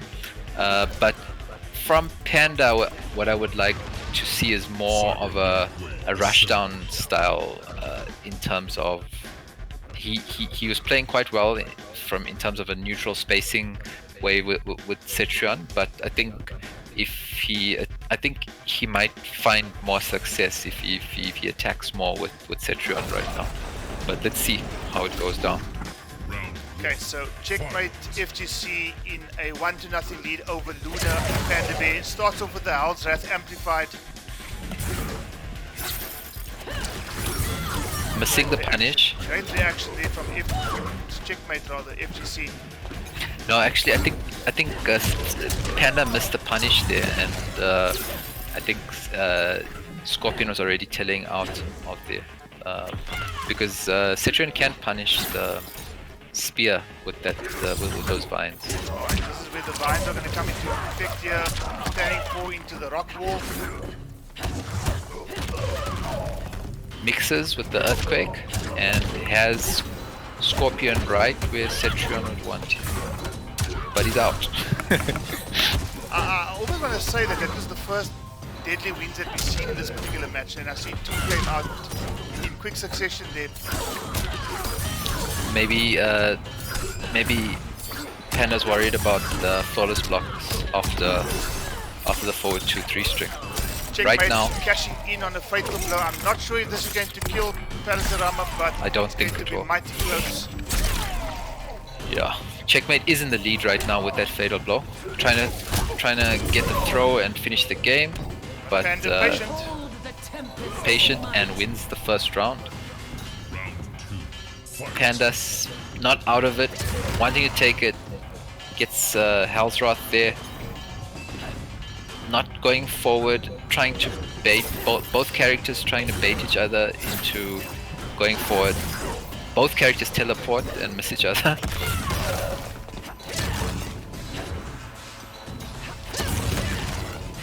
Panda seems content to be zoning and coming in at times. Not sure if that's the right approach for Scorpion, but maybe because, as you say, that they play each other a lot, maybe that's why he's doing it. Checkmate looking fairly comfortable at this stage of this second round here. Having lost the first round here, Checkmate obviously just biding his time, waiting for his moments. Panda with a reversal punish there. 1-1-2 next, but Panda wake up button into a punish. Panda moving ahead with the jump in. Right now both characters in the neutral. Checkmate lands a spear, combos. Was thinking about coming in fatal blow, but wise to the breakaway. And Panda finishes it off with the forward. Excellent play by Panda. Yeah, 4-2-3 into fatal blow. That 4-2-3 from Cetrion is a good shimmy. So even though she doesn't have like the classic auto shimmy, that 4-2-3 is a shimmy in itself. So I think Carlisle or Checkmate wanting to take a throw at that point got shimmied and was pressing buttons for whatever reason, and Panda caught him. Well, so we have 1-1. Yeah. One game apiece between. One game apiece, and this Cape Town showdown is turning out to be quite the match.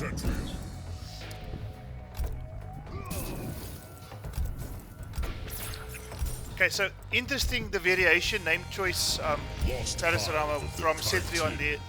Panda Bear's variation is in fact called Buff Cetrion. Now, I'm not sure how you feel about that, but I'm sure many Cetrion players think that if there's going to be a buff dished out in favor of Cetrion, probably be in the damage department. Yeah, I think that's what they want, but I'm not sure if they're gonna get it. Yeah, 20 months into the game, I doubt it. Yeah. Right now, Checkmate lands the combo, misses the spear, and he doesn't have meter, or he does have meter to breakaway, but Panda drops the combo, punishes with Hell's Wrath, teleports behind Checkmate, misses the grab. Checkmate lands the back 1-4 combo. Both characters trying to get the advantage at the moment.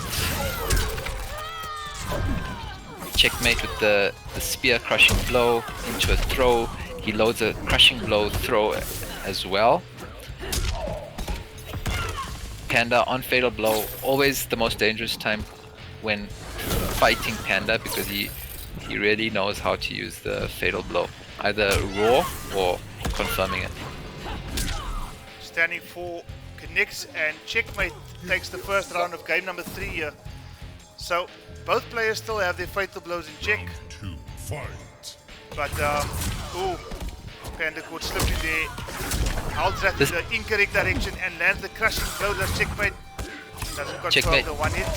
Yeah, he misses that confirm, but this is exactly the reason why I was saying in the other game that I don't think Cetrion should be zoning Scorpion too much.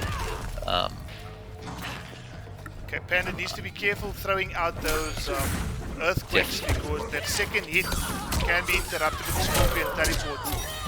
Yeah.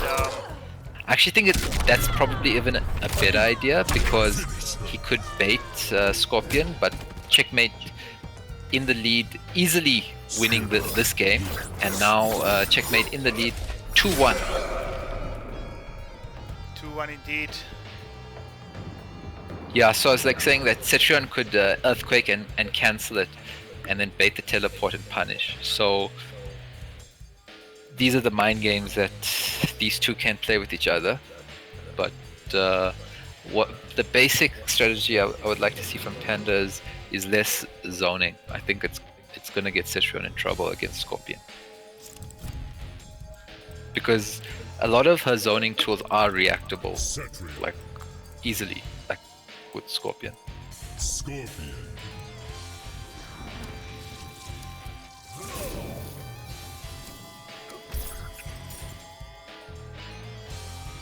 You there, Charlie Wolf?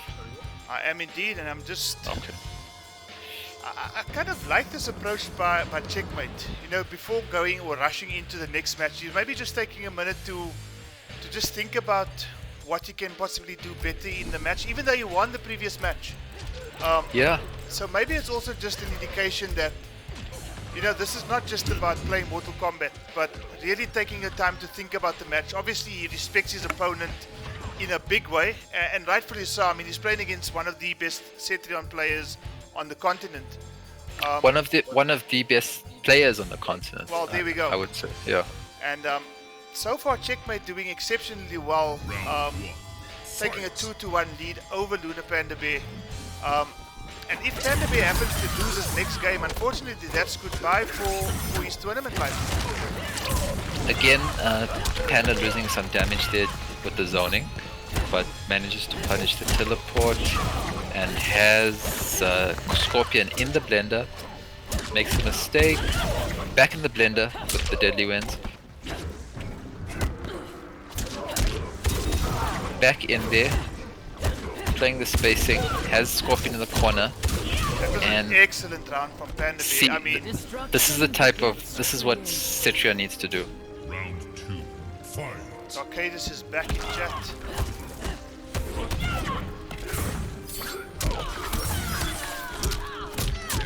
Scorpion landing the combo. Another one hit confirmed. Getting the plus frames, going for the throw. Escape failed, crushing blow loaded.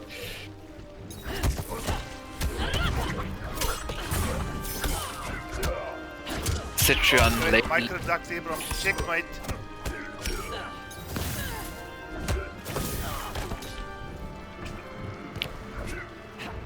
Carlisle or checkmate coming back quite strong with the second round there. Puts himself on match point here for Parasurama, so checkmate, after going down quite convincingly in that first round, just answers back right away with a very, very convincing round number 2. And here's a crushing blow. Panda Bear is on life with it shortly, but misses the punish, lands the final hit though. Do you think Panda's getting a bit nervous here? I'm not sure, but checkmate just seems to be gathering all the momentum going into this final round, or what could potentially be a final round here for Panda Bear. And it looks like he is going to unfortunately have to say goodbye to his tournament life unless It's not he can over yet. only Not have to over pass the yet. comeback. Let's see. Panda can certainly do this, I think. but he's right at the edge. Basically, only chip is required. Unfortunately, for Panda Bear, Checkmate closes it out. And I think you're going to see a friendship here.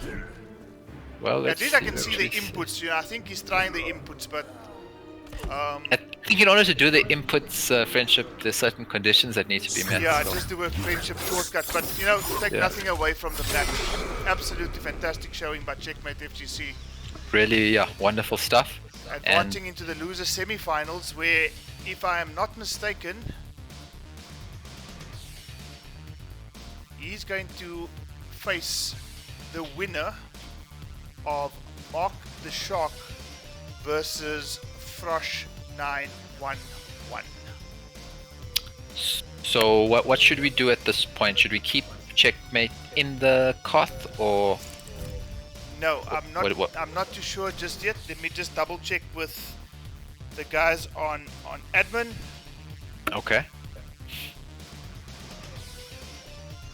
But what a Great match showing. there. Great showing, absolutely. I mean, clean Cetrion play, clean Scorpion play. Unfortunately, there can only be one winner, and in this particular situation, the Scorpion prevailed.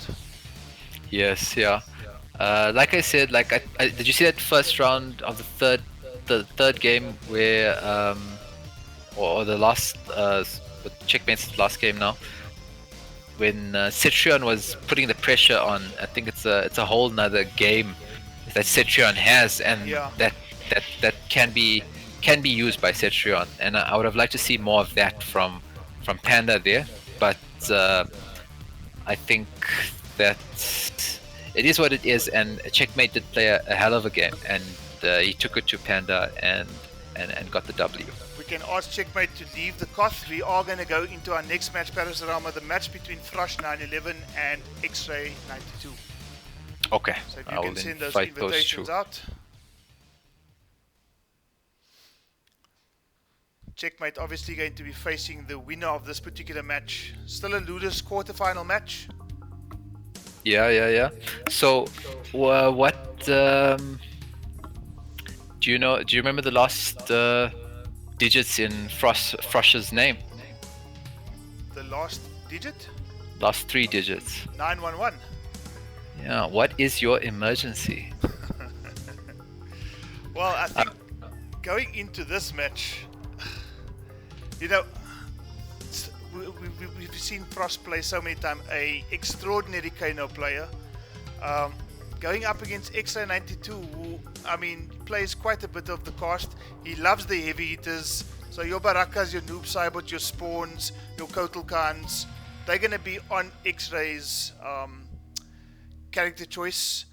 But going up against Frosh 911, X-Ray could very much find himself in a position where he has to call emergency depending on what Frosh 911 we see. And you know, he's made it this far, and I think his momentum is obviously going to has already carried him to this point, and now it's a case of using that momentum and seeing if it's going to be enough to overcome a little obstacle called Mark the Shark. I'm very excited to see this game. Frosh has the wildest style, I think, on the PS scene that I can remember. I remember playing the very first time I played with him. I was playing a long set with him, and at that time I was playing Kitana quite a bit. So I had him with Highborn, and I kept on resetting him with the fans. And I did it 3 times. And then eventually I thought, this man is going to block at this point, and he didn't. He kept on going for the down 2. He hit me square in the chin with Kano's down 2, and I was in like a full fatal blow combo kind of thing. Yeah, no, we had an epic set. I had an epic set myself with Frosh 911, but we will get to that. I think both players are in the Koth lobby, Para. Okay. We have got ourselves another match, a losers quarterfinal match between X-Ray 92 and Frosh 911. So X-Ray 92 hailing from Durban, South Africa, and Frosh from Zambia. I'm not sure which city in Zambia, but Frosh ripping that Kano on the combat card, but who will he pick? Mark going straight to Baraka. I think somebody has left the coffee. Is that you, Para? I see everyone has left the cot. That means I have left the cot. Possibly. Okay. I'll join now. Okay, let me. Okay. I should be able to join on the old invite. Right, just remember to please go AFK. We don't want you jumping in with these monsters.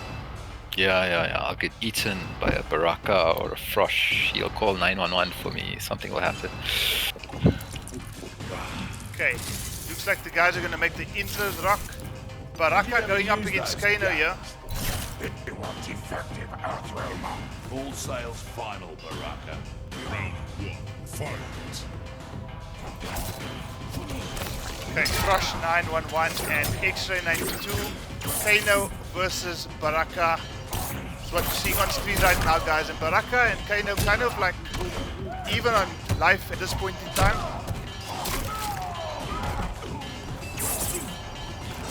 I can't join you on this first game, Charlie Wolf, but I'll be there next.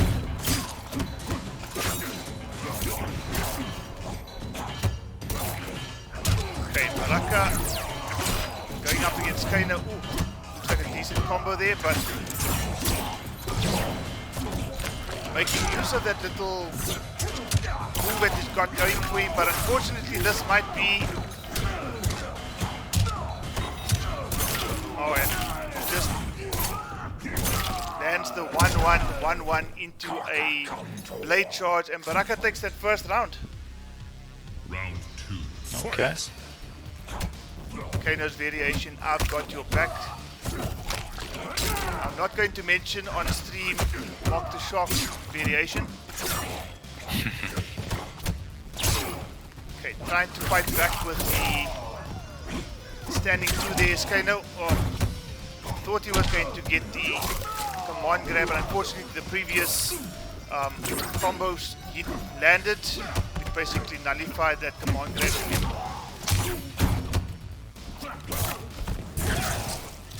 Wake up.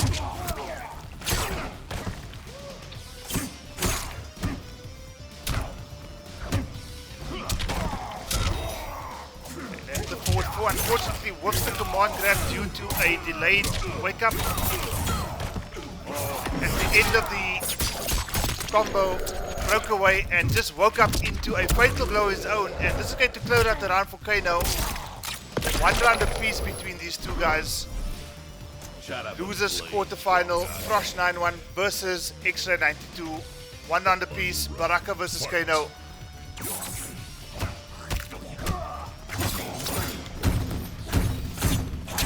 All those blocks coming in all over the screen. And this is going to do a bit of damage here for Mock the Shock. 392 damage off a bread and butter combo. Just another day for Baraka.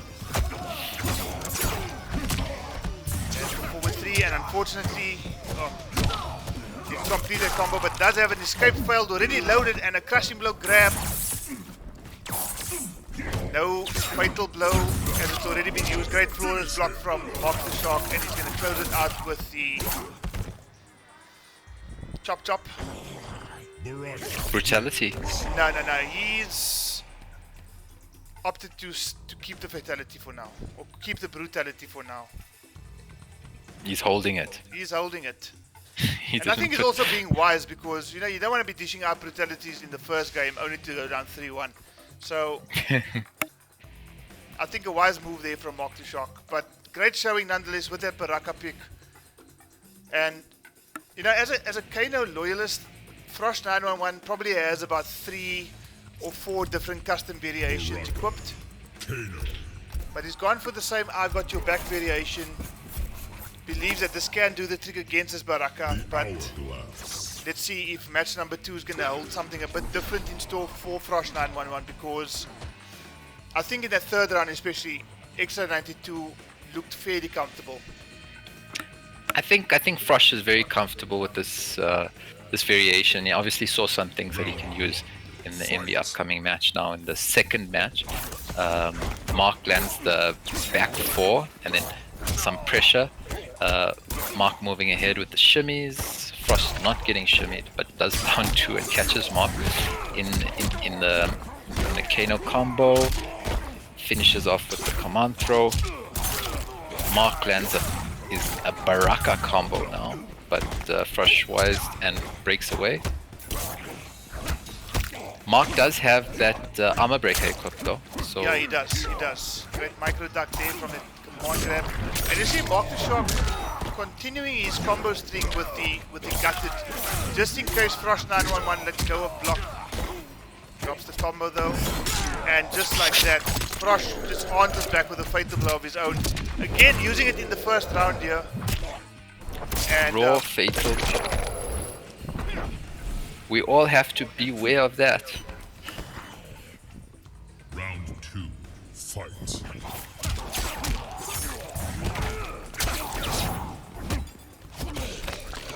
Okay, good start to the round here by Frost 911, getting about 50% of Mark's life already done and dusted with about 15 seconds of the round played. Yeah, if he plays this well, he could finish it right now and get the match. But he gets shimmied, and Mark has him in the corner. Frost managed to break out of it, not getting shimmied this time. Back in the corner, Frost lands some hits, gets Mark in the corner again, and could have hit confirmed into a full combo there, but didn't. It's gonna hurt. I don't think he's gonna go for the gutted finish. I'm pretty sure he went for the fatal blow and it didn't come out. But just as well, Mark won the second round, and we are in a third round, and this is in the second game. Right now, Mark the Shark is ahead. Lands the throw.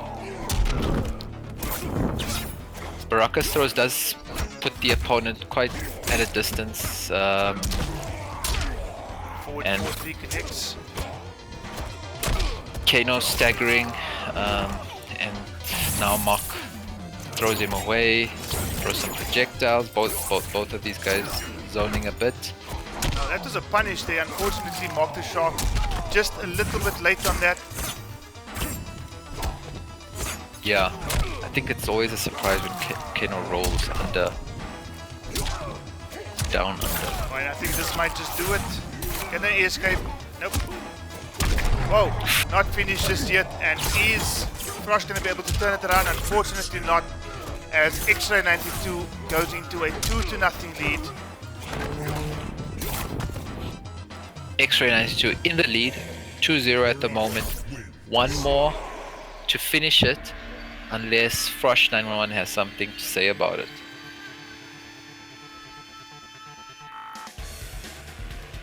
So the I got your back variation on 2 occasions, unable to do the job against X-Ray 92. So I wonder if we're going to see a variation swap. I doubt we'll see a character swap, Parasarama, but as I was saying before the match started, as a Kano loyalist, sure that Frost has quite a few variations of Kano that he's built up, but again, it looks like he's going to be committing to the I've got your back variation. It's probably the variation he's most comfortable with. But since you do play a bit of Kano yourself, what would you suggest for this Baraka pick?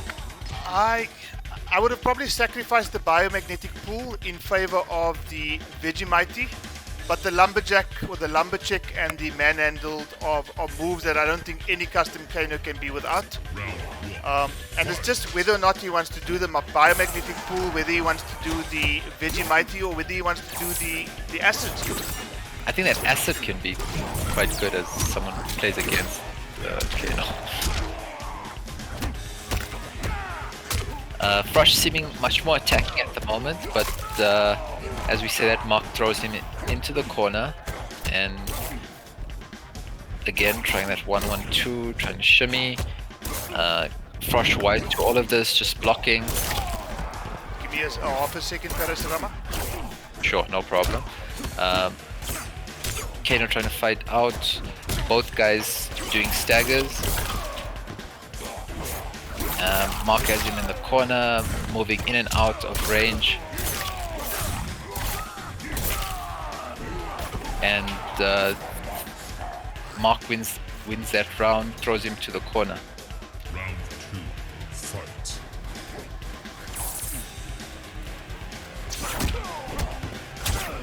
Mark pushes him to the corner, and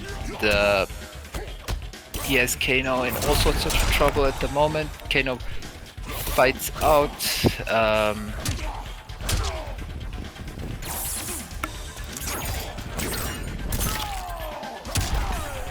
Mark lands it, advancing mid special, and happy to keep Kano in the corner, and the Frosh doesn't seem to know what to do right now. Well, Baraka's pressure can be relentless in the right scenario, and that is exactly what X92 is doing really well. Kano managed to get a position swap, puts Baraka in the corner this time. Mark not punishing though the biomagnetic pull and block. Oh, tries a wake-up fatal blow, but fails in his attempt, and I think that's going to do it. Mark X-Ray 92 with a 3-0 victory over Frosh 911. Probably going to dish out. It's friendship time. And everyone gets some cake. Not the best friendship in the game, I must be honest with you. But a great showing from X-Ray 92 there. Ultimately making light work of Frosh 911. So unfortunately for Frosh 911, he's the one actually in need of an emergency. But that emergency will probably only be answered in next week, guys. Each and every competitor, as well as people who are interested, you can sign up for Konsole Kombat Southeastern Africa Edition. There are still 3 weeks of qualifiers. Sign up, try and accumulate as many points, and you could find yourself in the grand final on the 29th of March. Frosh doing well to make it this far. What's the bracket looking like?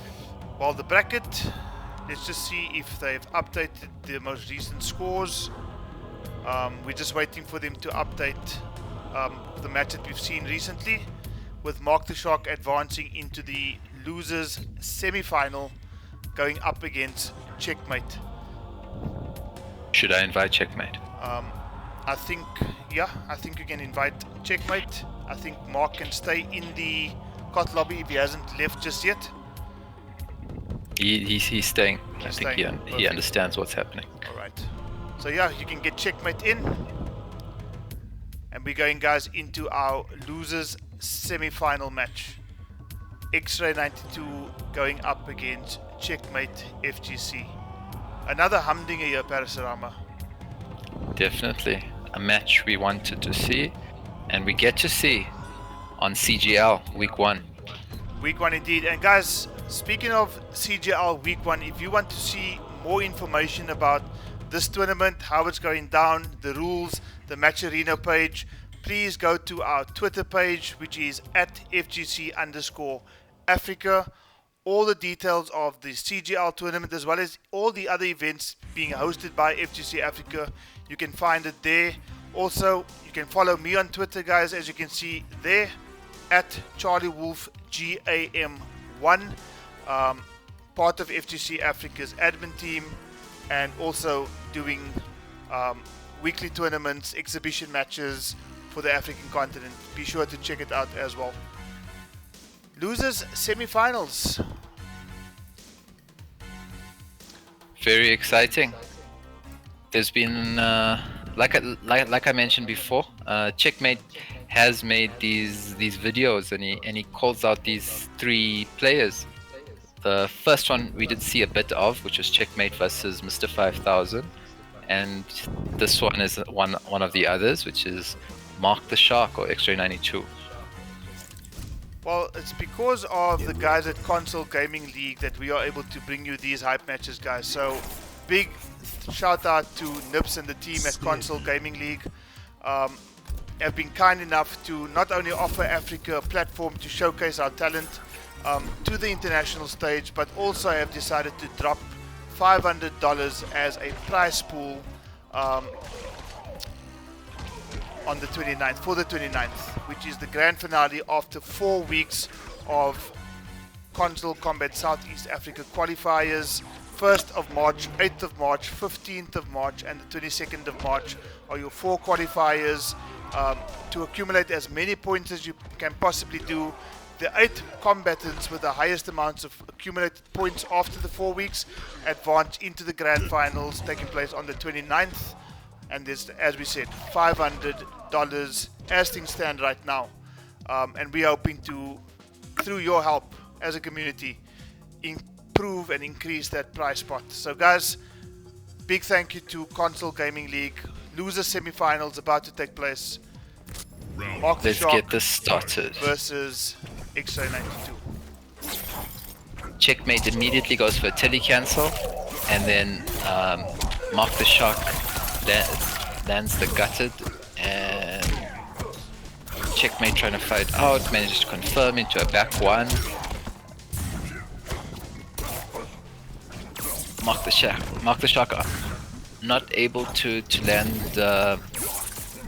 the pressure he wants, chasing Scorpion at the moment, who is currently managing to keep away. Mark the Shark is in, and he gets his combo. Baraka currently is in the lead. Mark the Shark misses the armor breaker, but gets the throw, and finishes it off with the chop chop. First round to Mark the Shark. Good showing from Mark the Shark here, and you know what we've seen so far from Checkmate is his ability to adapt to situations. So going down that first round, I think anybody really would be unwise to write off Checkmate at this point in time. Yeah, definitely. Checkmate landing the combo, lands the Oki with a 1-1-2. Mark the Shark rolling forward, not punished. Checkmate not getting shimmied either. And short up into the forward grab, and I think that's going to do it for the second round here. Checkmate taking it and answering back immediately. Mark the Shark, X-Ray versus Checkmate, 1 round apiece. And the raw teleport surprisingly connects there better. yeah, that's why we live as Scorpion mains. We have to do those raw teleports once in a while to keep people honest, you know. Right now, Checkmate has Mark in the corner, lands the back 1-2, lands the 2-bar combo for Scorpion, and Checkmate happy to play a hit and run kind of style, going in and out. Lands another combo, and currently Checkmate in the lead. Baraka on Fatal Blow, quite dangerous at this point. Checkmate does get shimmied this time. Oh, and this is going to be a problem for Checkmate here. Checkmate actually very wise not to break away at the time where clearly Mark the Shark thought that it was going to be an opportunity for him to... Ooh, this is going to be so close. An opportunity for him to close it out with the Fatal Blow. Didn't quite happen, but the jump kick... I think Gosh. Checkmate missing the flawless block there on the jump in. I think so too. And Mark the Shark taking the first game. Very close, very exciting, and we want to see more. That's what I would call squeaky bum time, because that was just... I mean, I was at the edge of my seat there, not sure which way that game was going to go, Para. And almost anticlimactic at the end. Yeah, both guys making mistakes towards the end. I saw a micro duck there by Checkmate at the end. Mark could have confirmed on a few combos there. So much going on in that last game. Well, unlike what we've seen in previous matches, Checkmate going straight for the pick, not waiting on the character select to just, you know, think about what or how he has to approach this next game. Clearly, I think he was comfortable. Yeah, I think he already has the strategy in place, and I think he feels that it is working. But let's see if Mark has something in store for Checkmate now with this Baraka. Okay, Mark just chasing Scorpion to the corner. Oh, and he lands the combo here. Para, this is going to be some big damage. I think Mark always going for these optimals lately, and doing a good job of doing them. Commentator's curse coming in there though, Para, as you say that. He drops his next attempt at the combo. Yeah. starts off with a low this time, no meter to extend that gutted combo. Delaying the jump in again, perhaps catching Checkmate trying to flawless block it.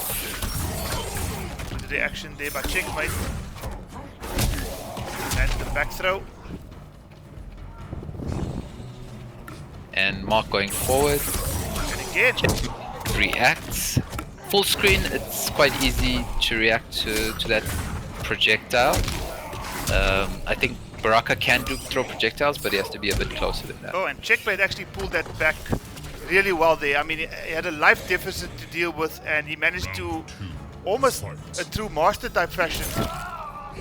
Raw armor breaker there by Baraka, and lands a dump in. This is going to do a decent amount of damage if Mark doesn't drop this. 400 plus damage there, 415. Another punish on the hop attack. Baraka's punishes are so savage. I think that's the right word. Yeah, very convincing round there by Checkmate in game number 2. Fight. Sorry, by X-Ray rather. Yeah.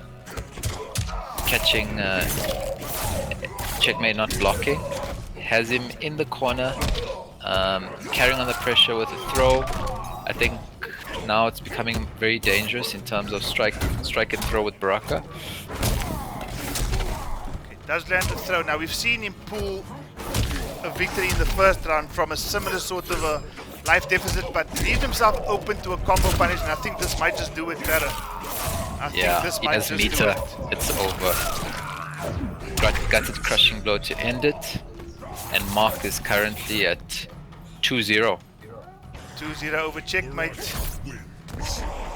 And the winner of this is going to go into the losers final, where they're going to face AI Killjoy, who's waiting patiently, having lost the winners finals against Gematrix's Mr. 5000. So Killjoy hasn't been playing for a while, waiting for these matches to basically unfold.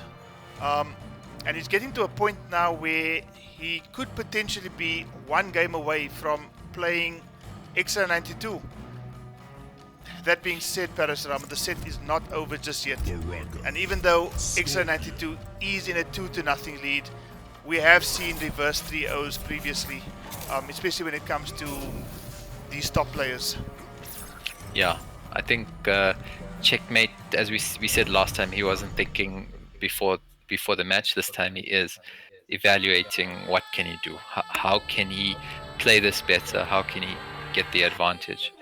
I think when it comes to Baraka, you just got to block. That's the main advice we can give.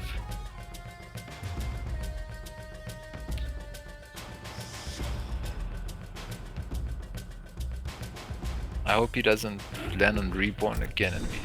okay, no, he's chosen the variation. Colosseum Beast Pen.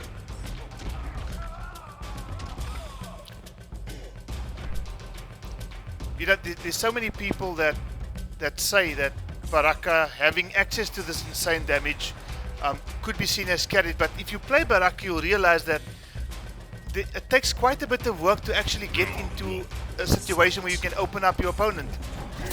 Well, that's his special ability, damage. Well, that's it, yeah. Shao also has a special ability. It doesn't stop him from being the worst in the game. Now, well, there you go. So, you know, definitely not anywhere close to the top of the tier list in on most of the pro players' accounts, Baraka. But in the right hands, which I'm sure is the case for any character, can be a real pain to deal with. And I think that is exactly what Checkmate rather is experiencing at this point. Just being mauled by this insane Baraka pressure, insane Baraka damage. But quite a lot of risky moves from Checkmate, and Mark on the board just basically punishing everything. Lands a back 2 combo, puts Mark in the corner, but then chooses to jump out. Mark missing the full punish, but he gets the shimmy. Ooh, this is gonna hurt. This is gonna hurt. 549 damage. That was some high IQ play there from X92 Yeah. to That land is that crazy. 549 damage, and Checkmate has to basically dig himself out of the hole, and that's exactly what he started to try to do here with the wake up fatal blow, which is probably going to put him in a bit of a life lead here over X92, albeit very small, not even a life lead. Last chance, and Mark just needing 1 or 2 hits. And I think that is it. Mark the Shark taking it 3-0 over Checkmate FGC. Impressive showing there from X92, Para. Yeah, very impressive. All Baraka in terms of that last game. The other 2 games being much closer. Well, that was your loser semi-final. So unfortunately for Checkmate FGC, it is goodbye for his week 1 tournament life. But if I'm not mistaken, he will be back in week number 2, week number 3, and week number 4. And I mean, in terms of his week number 1 showing there, Parasarama, I think he ends up in 4th place. Yeah. So there's a fair amount of points that he's already accumulated from his week 1 showing. So, and I'm not sure about the Xbox scene, but we know on the PlayStation scene this is his first tournament, and he's done very well. So no, absolutely. And congratulations to him.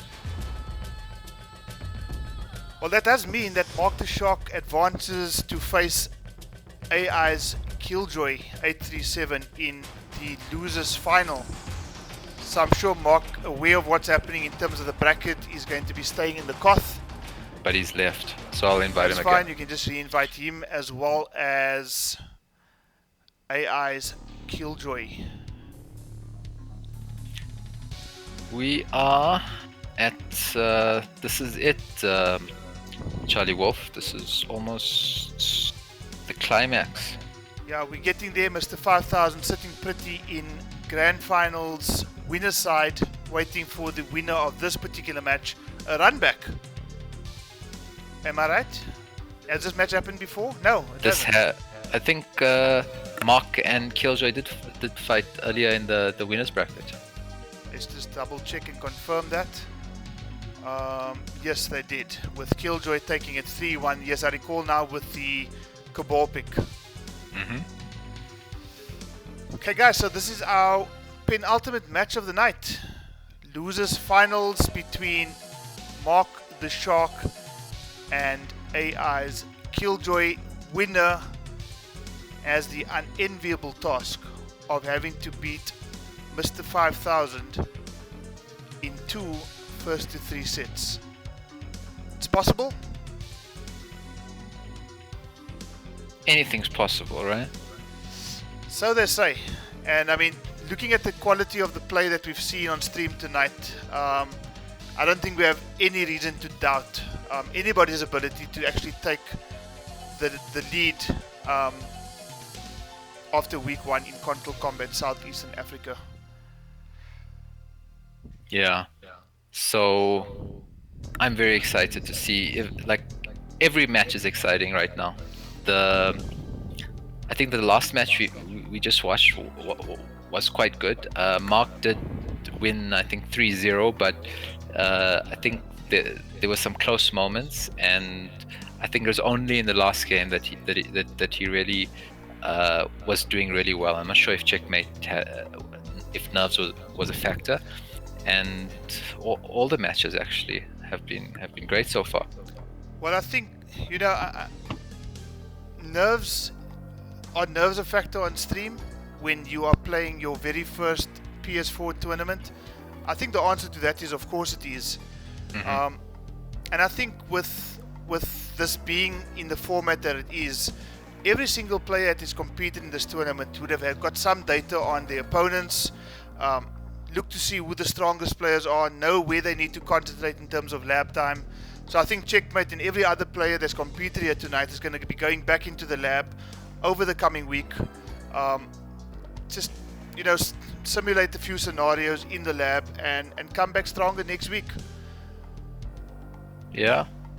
I think Checkmate more so today than in the previous events on stream has solidified himself as a strong competitor, and going forward, everyone's going to beware. No, for sure. And big up to the guys at CGL for giving Checkmate and every other player on the scene a platform to showcase the talent. It's an honor for us to bring to you players like Gematrix's Mr. 5000 and X92, AI Killjoy, Luna Panda Bear.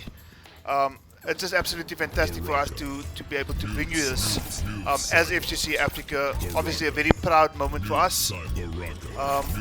And what you guys get in return is an ability to see some real quality competitors on the African continent. X92 with the Noob Cybot pick going up against an interesting pick from AI Killjoy, now going for the Baraka pick. I think there was some trolling there. I think Killjoy kept on choosing Noob. I think wanting Mark the Shot to choose Noob. But let's see how this goes. Killjoy playing with the same variation X-Ray was, gutted and late charge. Fight.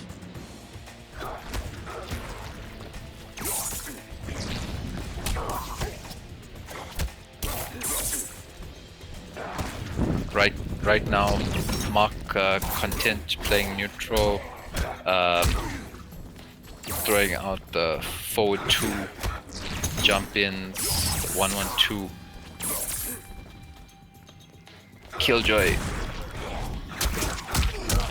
missing his blade charge and Mark was punishing. Armor breaker not needed because Killjoy didn't break. And Killjoy not going forward into Mark's back 1+3.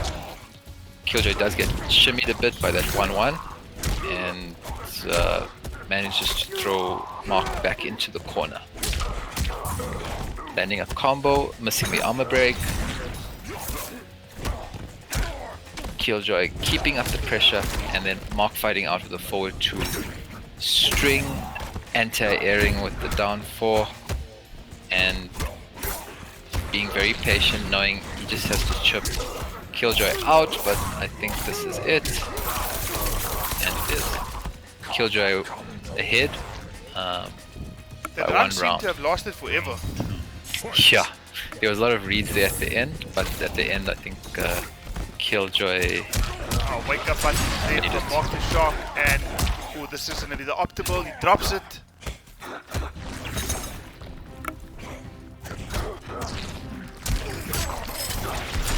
Teleport, and he goes for it again. This is the optimal, but he doesn't continue with the combo there. It's still 311 damage there, Parasurama. So a drop combo of 311 into a reset. into a reset, and just like that, after a first round, it seemed like it was taking an eternity. Normal service resumed in round number 2, and 1 down apiece. Yeah. And Noob Cybot has that crazy damage too. It's also his special ability. But Baraka lands a crushing blow throw, puts Mark into the corner, into another combo which Mark breaks out of. And who's gonna win this? Well, Killjoy in prime position to take this game number 1. And I think he's just about ready to close out the game and does so. 1-0 in favor of Killjoy with a very, very unexpected, at least from my point of view, Parasurama Baraka pick. Yeah. So I think this may be an attempt from Killjoy. Maybe he's trying to get under Mark's skin a bit with the character pick here. But we're gonna see now what Mark does. Is he gonna also choose Baraka, or is he gonna go back to Noob? Maybe he'll go to spawn. Now, there's definitely something we don't see on stream too often, and that is a Baraka mirror. And we're not going to see it though, because he's stuck to the Noob Cybot pick. I think Noob has what it takes, yeah. But Killjoy playing very well, getting that first game. In the lead, now 1-0. but Mark, I think, still gonna come back with something else in this game. Well, 1-0 in favor of AI Killjoy. Winner of this match facing Mr. 5000 in the in the grand final.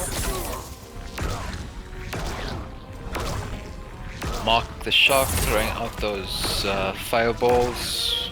Each, when it hits for about 90. So content to trade. Baraka trying to get in here. And more fireballs. Keeping Baraka nicely out with the Noob Saibot's rangy normals, and finishes it with an unbreakawayable combo there at the end with the slide. Unbreakawayable. That's the first term. That's the first time I've ever heard that term being used on stream. So that's something I'm going to incorporate into my commentary going forward. Unbreakawayable. Okay. Let's do this. Absolutely. Extra 92 seems to be doing a little bit better in game number 2 here, having already taken that first round. Killjoy's variation name, you won't last 30 seconds.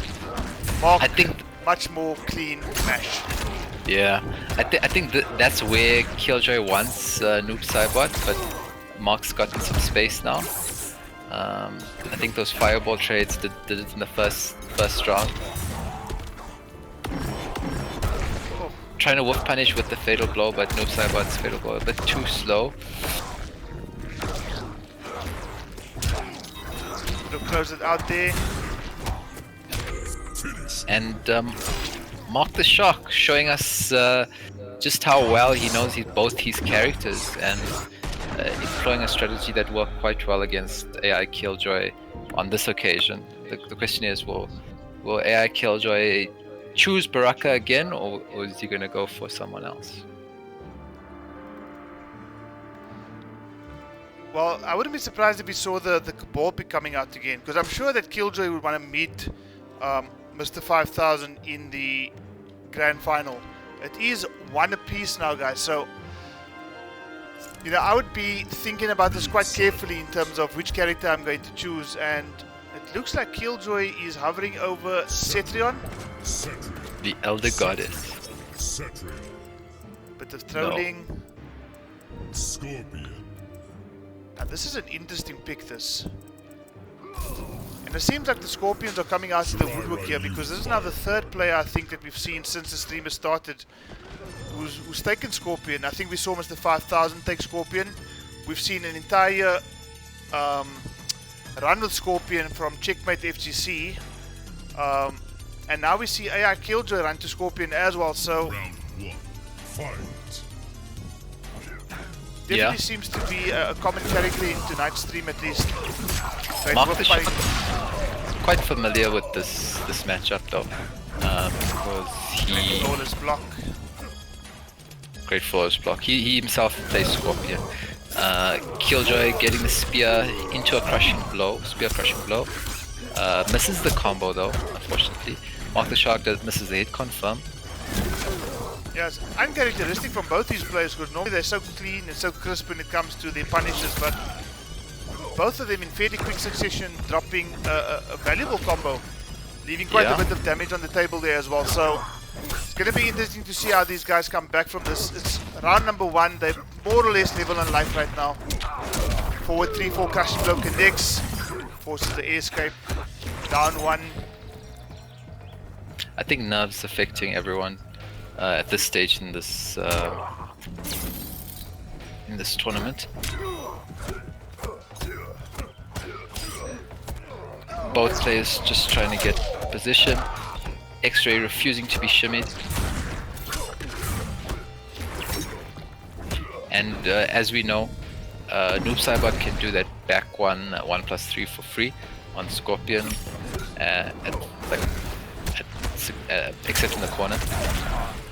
Back 3 into the amplified slide, closes out that round for extra 92.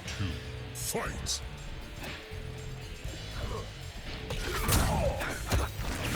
AI Killjoy missing the teleport there. Mark using the poke to get him, and then Just throws grabs him him out of into the the back one. corner. Yeah. Trying to meet you with the down one. Mark gets him into another combo, but misses it. Killjoy wakes up with buttons, puts Mark into the corner, doing a hop attack to try and bait something out, but nothing happens. And Mark punishes to a full combo. AI Killjoy breaks, moves forward with the back 3 overhead. Mark lands another combo, but no crushing blow available.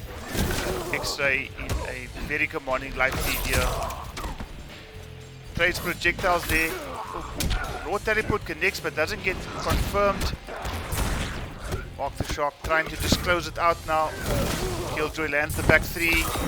Ooh, and I think it just turned around in a second. Killjoy betting it all on that overhead, thinking that Mark the Shock not blocking it, and he was right. We are in a third round. Of the third game. Yeah. Couldn't be more even here, Parasarama. He's got Demon Breath as well. He does. Zero Nuke, just vibes, says TV Killjoy. Okay.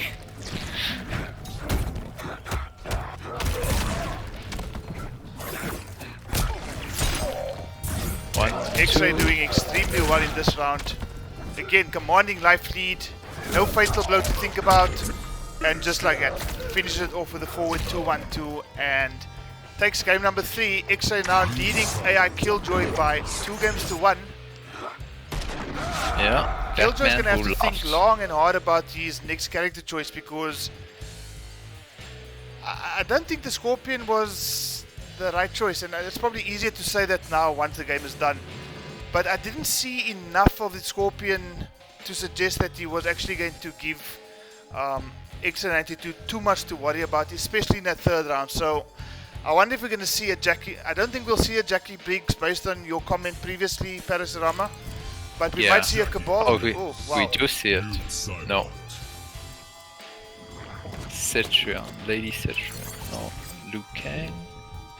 Maybe. I don't mind this match. Scorpion. He goes back to Scorpion.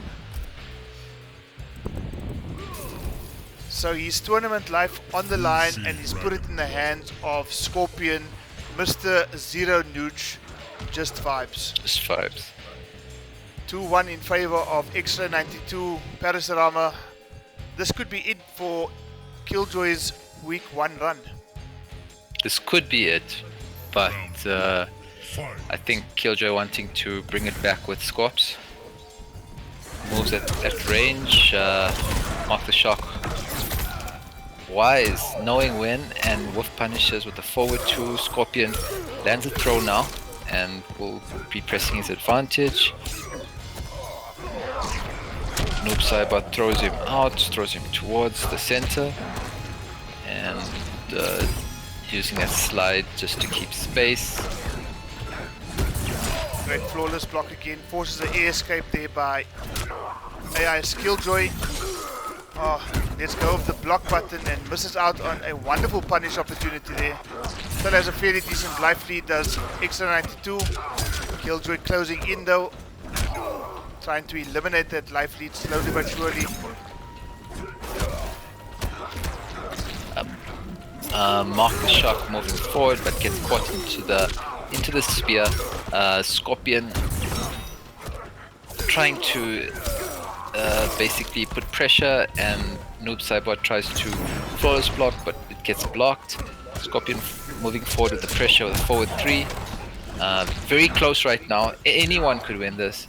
Scorpion trying to chip out, and he does with the Demon's Breath. High IQ play there from AI Killjoy, taking that first round in match number 4 here between these two monsters of Mortal Kombat. And Scorpion throwing the spear. Noob Cybot happy to throw some slides here and there.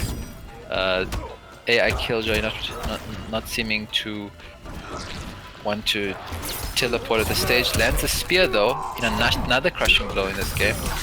And a very good combo, putting Noob Saibot into the corner.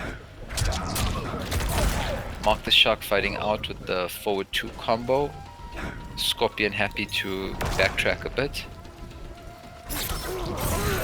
And the raw spear into the demon breath. Back 3 connects again. Oh, this is going to be some decent damage here. Timed. Breakaway. Yeah, absolutely. Tries to And start then with the low. Mark the Shark just holding the block button, not succumbing to the shimmies. And But I think that's it. yeah, That's it's it to totally close it. out the round. Level up the scores. This match is going to a game 5, guys. X-Ray 92, AI Killjoy, 2 games apiece.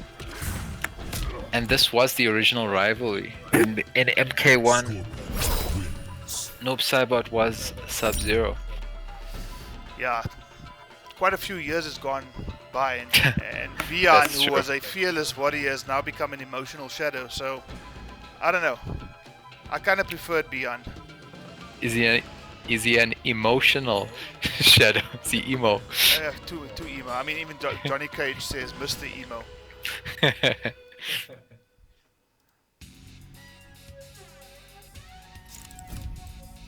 Scorpion. Noob Saibot. A rematch? Mark the Shark seems like he's thinking about his variation. Maybe he has some more surprises. Scorpion. Scorpion. Scorpion. Scorpion. Nope, he's not going to see a Scorpion mirror match. We see him stick to Noob Saibot now. Personally, No, I think it's the right choice. I think TB Killjoy is doing that. Maybe he's communicating with somebody else.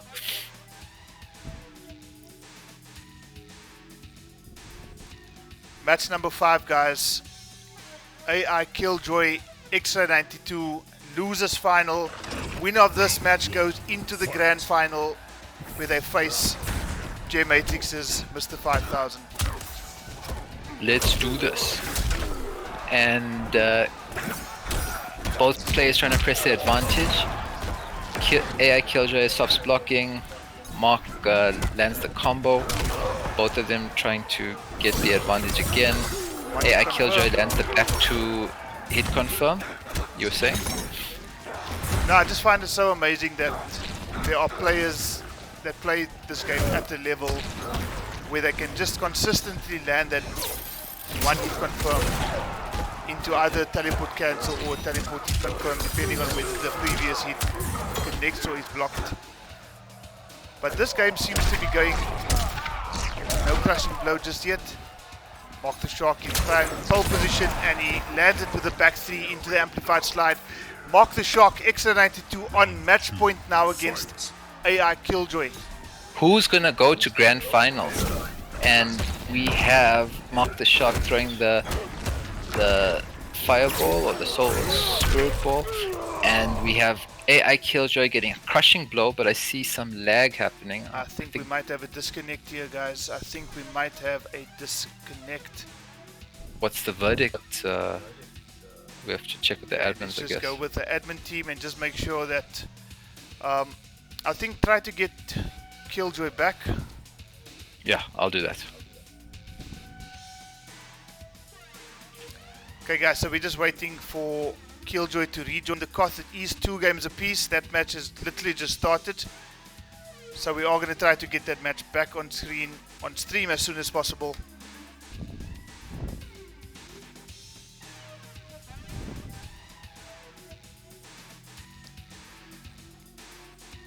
But guys in chat, who do you think is going to take this match? 2 games apiece, 0 Nooch, just vibes versus Mash from Mark the Shark. Who's going to take this particular match? It's very difficult as a commentator to call this match because it's going all the way. And I won't be surprised, Parasarama, if this match actually goes to a final round. Just based on how these players are approaching this match. Little room for error, maximizing their punishes, taking their chances when it's their turns. It's very difficult to call. We have a bit of a situation here. It's the same problem like last time. It shows that TB Killjoy has joined already and I can't invite him.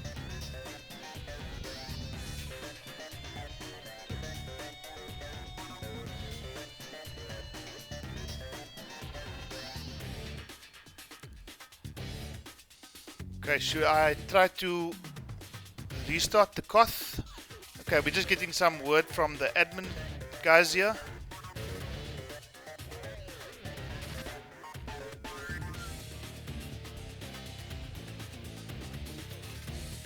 Just checking with Killjoy as well.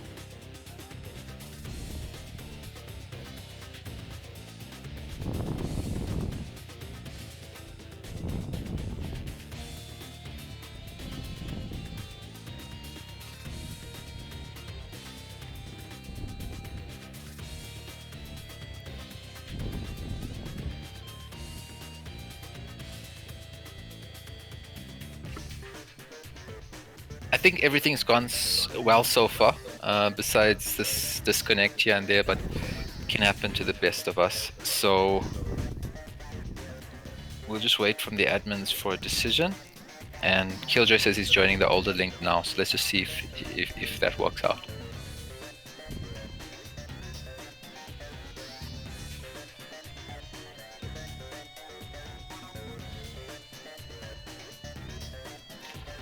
What's everyone's experience of this tournament so far?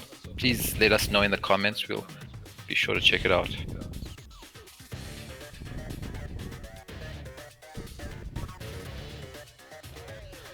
And who do you guys have for this currently 2-2 game number 5 between Mark the Shark and AI Killjoy? And then do you think that these guys have what it takes to stop Mr. Gem, Mr. 5000 in the grand finals? Okay, we just got word from admin, and unfortunately it looks like Killjoy, due to the disconnect and having gone down a round, it looks like he's going to be DQ'd.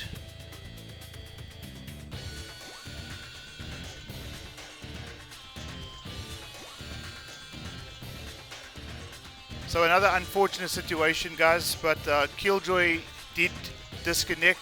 Mark the Shark, from what I understand, was up around in that final match.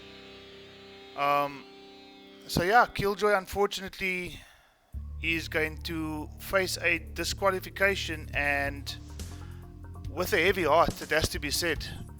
But that does mean that Mark the Shark is going to advance into the grand finals, where he's going to be facing Mr. 5000. Yeah, the two sparring partners are gonna have at it. So if you can just invite I'm doing that, yeah. Mr. 5000 in to get this grand final underway, guys. So I'm sure you guys know grand finals work as follows. Mr. 5000, is on the winner side of the bracket. He's sitting pretty. He just needs to win one first to 3 set against his opponent to take top spot in week number 1. Mark the Shark, coming from the lower side of the bracket, is going to have to not only reset the bracket by winning a first to 3 set, but once he does that and resets the bracket, he's then going to have to win another first to 3 set to be crowned champion in week number 1. So a tough task for Mark the Shark, but definitely not an impossible one. Are you guys ready though? Are you guys ready for this match? Mark the Shark versus Mr. 5000. Zambia versus South Africa.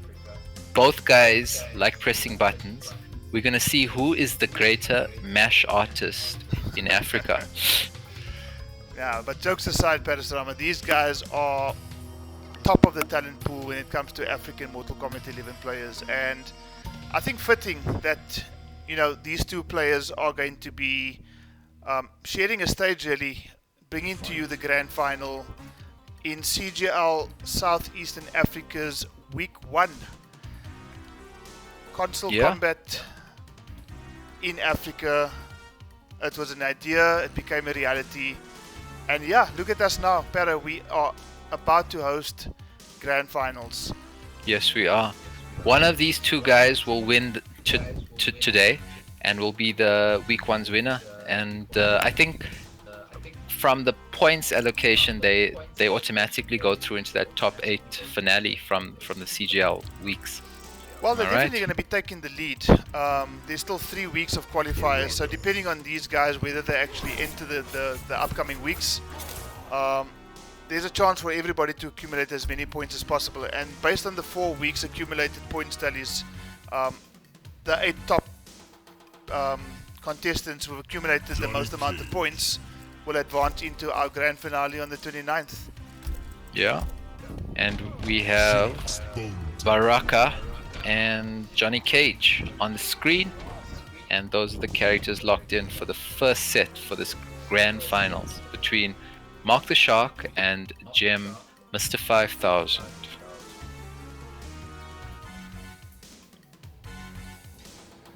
Grand finals, guys. Baraka versus Johnny Cage. Get hyped. This is about to go down. Is it going to be X-Ray 92 resetting the bracket and ultimately taking week 1? Or will J Matrix's Mr. 5000 be the one to reign supreme? The stagger catches Justin there, and both of these guys playing at a lightning speed. Justin catches with the up 2 flawless block, and another up 2 flawless block from Mark the Shark. Attempted flawless block and punish there, but just misses, and Baraka, no crushing blow punish there. Both guys on level on point, well, almost level on life. Almost level. And I think Mr. 5000 could have actually closed that game now had he cashed in on the crushing blow, so I think he's probably going to be quite happy that... Which crushing blow? Easy. Which crushing blow, Charlie? I meant the fatal blow cancel. Oh, Instead the of fatal blow, just yeah. let it Went straight ride. into fatal blow, yeah, that's right. But as things stand now, X92 taking that first round over Mr. 5000. Yeah, very close. It could have went either way. Right now, Mr. 5000 pressing the advantage, throwing X-Ray into the corner, mixing quite nicely with the throws versus the auto shimmy. And Mark lands the combo, Justin not blocking at that point. Mark the Shark landing the gutted crushing blow, puts the flag out. And both characters trying to get the win. Mark the Shark is the winner and wins with the fatal blow. That's it. Mark the Shark wins the first round, or the first game of this set, and still has a long way to go.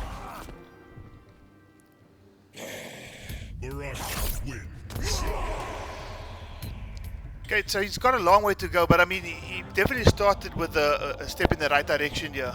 And you know, I think the closer it gets to a potential bracket reset, I think the more pressure mounts on Mr. 5000. Obviously in a great position as things stand right now, just needing 3 wins at this point to cement his place as the winner of week number 1. But I think with every game that Mark the Shark takes, the pressure just becomes that much more to deal with for Mr. 5000. So he's definitely going to have to think about rushing into a Johnny Cage pick, but as I say that, he rushes straight into a Johnny Cage pick. Yeah. I think also though, Mr. 5000 has been playing with Johnny Cage for most of the tournament. Probably has a lot of comfort with him, so I think that's probably the reason we're seeing it. He's still got that brass knuckles custom that he doesn't use though, with Johnny. Round 1, fight. Okay, so standing one into the back grab, tosses Baraka towards the corner.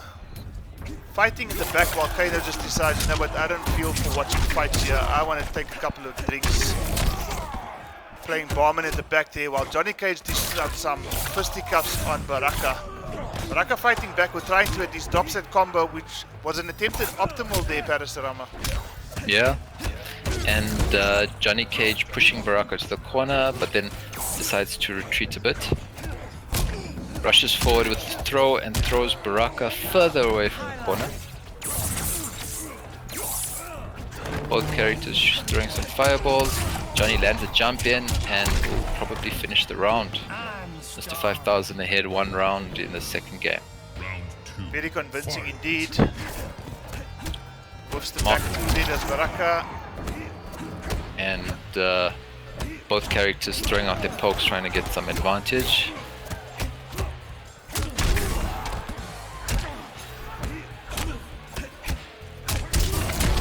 And Mr. 5000 pushing Mark the Shark all the way to the corner again, whiffs the throw, not punished. Staggers, pokes, basically happening at this stage. Mr. 5000 with the plus frames, and then eventually does a micro duck. Mark the Shark throwing Justin towards away from the corner. That's the blade shot, throwing him back.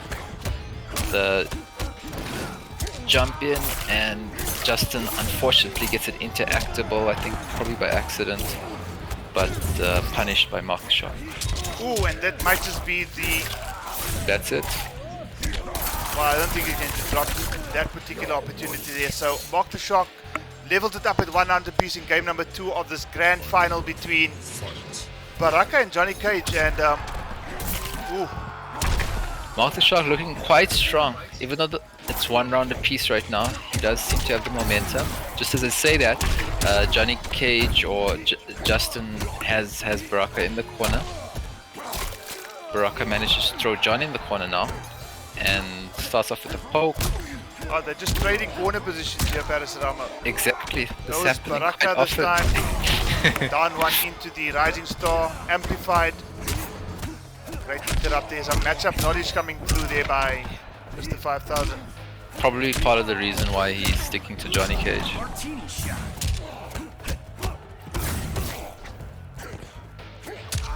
And he manages to shimmy Justin. It's not over for Baraka. Unfortunate that he dropped that combo, but this might be the problem that... I'm pretty sure this is it. Oh, I think that's going to be it. I think Yeah. that's going to be it. This is Baraka damage after all, and X-Ray 92 storms into a 2-0 lead over Gem Matrix's Mr. 5000. I don't know if that was a rob, but as Justin would tell me, yeah, Baba, feels bad. Well, I can tell you one thing, it feels very good for X-Ray 92 because he's now stormed into a 2-0 lead, 1 game away from resetting this bracket in the grand final. And like I say, with every victory that X-Ray puts on the board, Parasarama, the pressure is just going to mount more for Mr. 5000.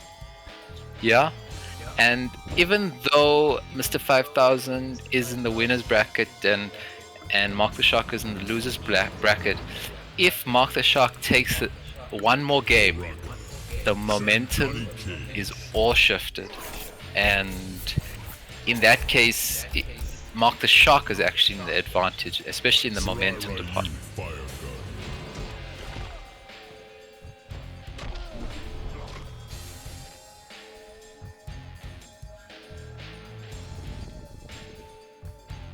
Mark the Shark looking hungry here, and in possibly the last game of this set in the grand finals.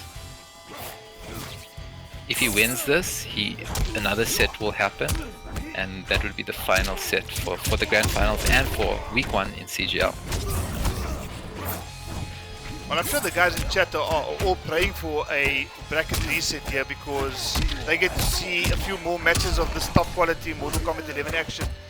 But, attempted flawless block gets interrupted though by Johnny's 1-2. Johnny has Baraka in the corner now, and Mr. 5000 on level 5000 right now. Yeah, he seems to be on key with these interrupts, but with Baraka's 1-1-2. Low profiling it. Probably a handy bit of matchup knowledge for for all of us to know that that can happen with Baraka. That's probably Johnny's not the only one that could do it. Right now, Johnny Cage or Justin, Mr. 5000 in the lead, but Great interrupt there by XO92. wake up buttons. Mark the Shock not out of it just yet. Patient blocking. Catches Mr. 5000 with the stagger. Catches a full combo. Optimal damage. And the read, the chop chop at the end. Final round. Fight. Okay. Mark Bracket the Shark. reset point for Mark the Shark here. Para. Great flawless block coming through there. Forward 4 into the gutted. No meter to extend the combo. And I think fortunate if you are Mr. 5000 there, because that could have amounted to some serious damage with no access to defensive meter. I think Mark the Shark eager to get in there and wanting to get to that bracket reset right now. Both guys have one round, and Justin's currently in the lead, but Baraka on Fatal Blow is a dangerous thing, especially with the down 2 crushing blow. It's quite interesting at Mark didn't opt for the armor breaker in that instance, because it's guaranteed damage whether he's going to break away or not. Or even the Fatal Blow there. In such a situation, but Justin gets that W, and now we're at 2-1 to Mark the Shark at the moment. 2-1 to Mark the Shark. Mark just needs one more game to reset this bracket, but Mr. 5000 fighting, not wanting that to happen, wanting to finish this right here, right now, to become the champion of CGL Week 1. And walking away with, I believe, about 350 points in the bag as well. How many points does the second place get? Let me just get that detail for you now, Farah.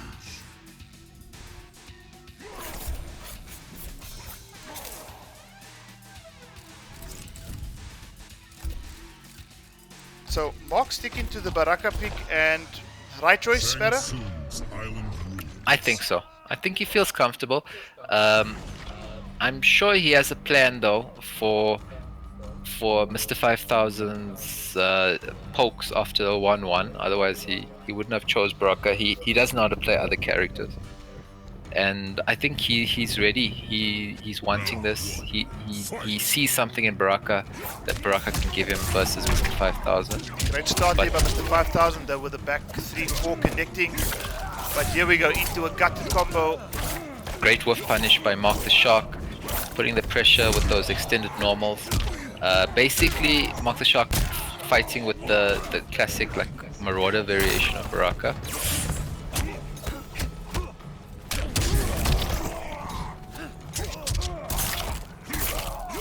Neutral ducks, gets the 1-1-2 into a full combo, seemingly drops the combo, and continuing to try to shimmy Mr. 5000, who lands the Fatal Blow cancel, but doesn't finish it.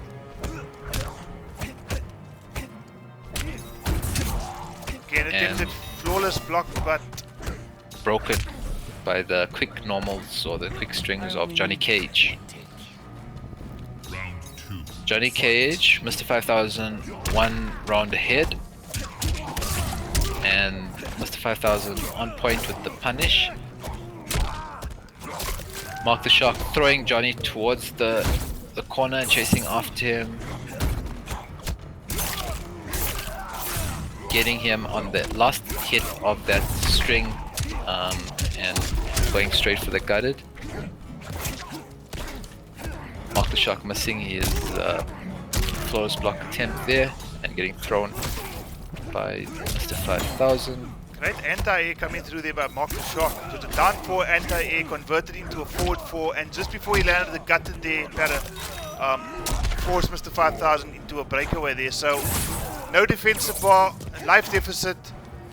Looking good for Mark the Shark, but that could have been finished off there with a fatal blow confirmation. Yeah, Justin missed the hit confirm there.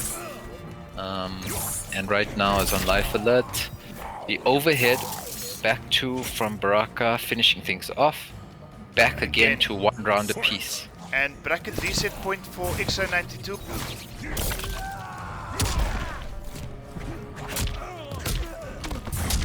Mark the Shark quite alert to that jump in. Moves up with the anti-air, Gonna do some air-to-air. serious damage. Got That's it. gonna do Crushing some blow. serious damage. Crushing blow, 419 plus some dot damage. You're looking at about 500, 515 damage there in total, Para. So half of Mark's, or sorry, half of Mr. 5000's life bar just erased. But he's not out Yeah. of this yet. I mean, One more combo is all that's needed from Baraka.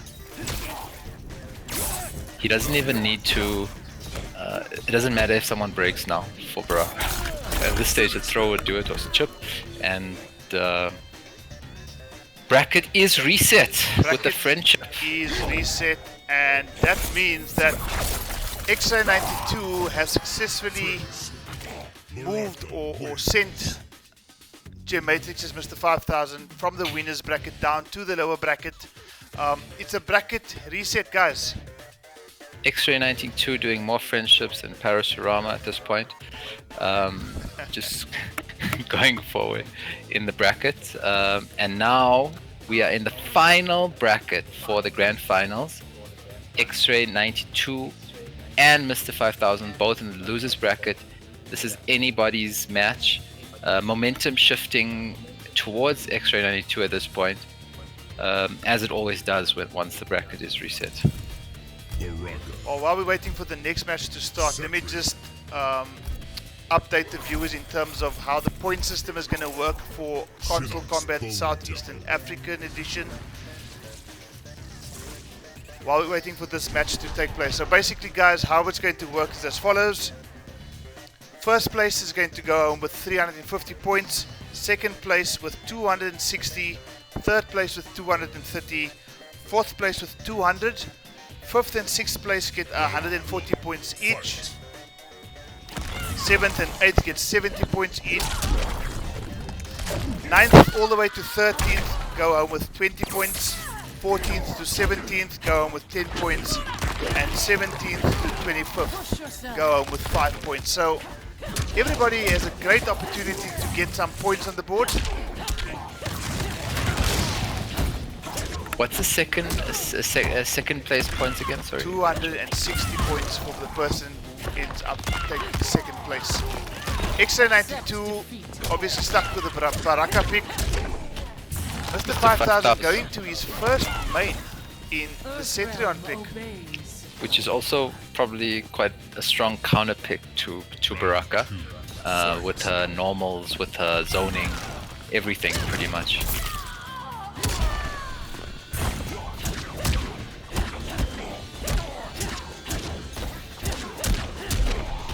And as it is, these guys are fighting for, as Charlie Wolf just mentioned, 100, almost 100 points difference between first and second place. That's what it is right now. Both are gonna probably do very well in moving ahead for that top 8 finale. Right now, Mark the Shark catching Mr. 5000 in a combo, and Mr. 5000 has Mark on Fatal Blow. Okay, now this is just not going uses... to kill. I don't think this is going to kill. I think this is No, going to it won't scale kill. quite a bit because of the amount of hits leading up to that. But it's going to be very close, Para. Very close. Yeah. 520 damage. Baraka doesn't scale that much, doesn't really. And Mark the Shark finishes it. So now it's 1 round apiece. We're in the first game of the second of the bracket reset, and Cetrion versus Baraka on the screen. The same sort of option select there by Cetrion with the low profiling poke into a throw. I'm sure Panda Bear must be happy to see Cetrion on the screen. His wife. His wife.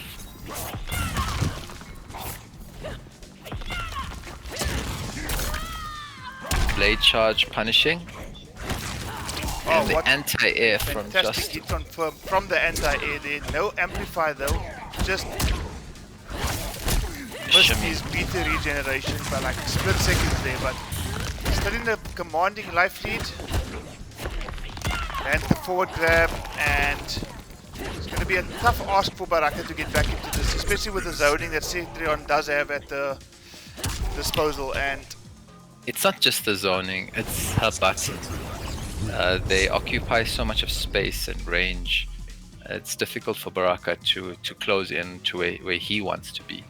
So Cetrion doing quite well for Mr. 5000, and he moves ahead with that first game, needing 2 more to win CGL. week one. Week one. Remember guys, this is only the first of 4 qualifiers, followed by a grand finale based on the 8 players who have accumulated over the 4 weeks the most points. These guys, first and second, fighting for 350 and 260 points respectively.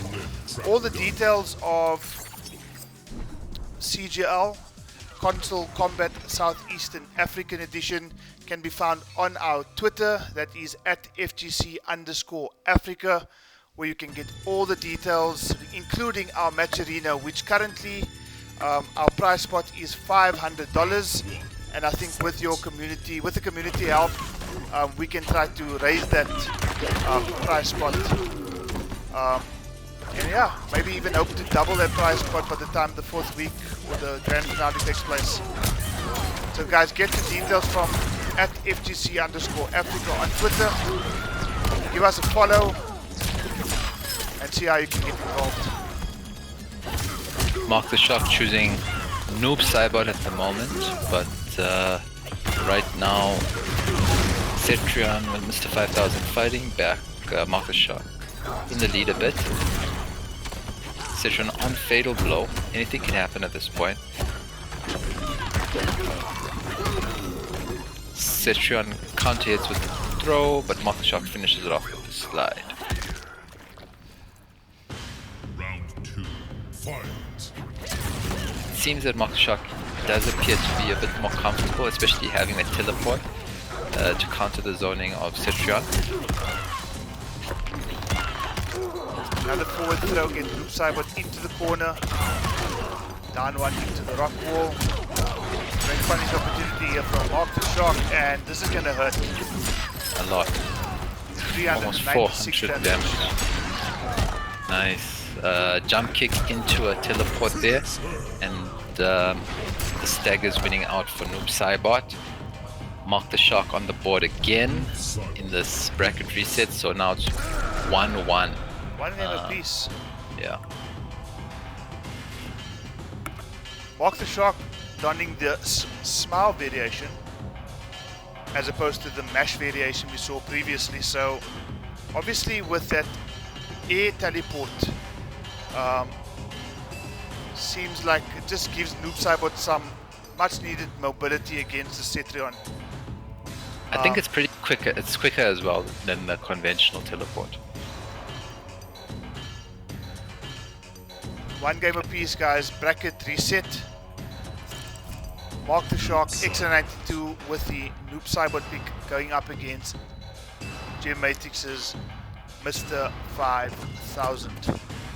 Mr. 5000 thinking about his pick, Kotal Khan. I haven't seen him play Kotal Khan yet. Well, looks like you're gonna get that. You're gonna let it happen now, because it seems like that's who he's picking, but could change his mind. And he goes to Spawn, who was earlier picked by Mark the Shock. And again, no. Jackie Briggs.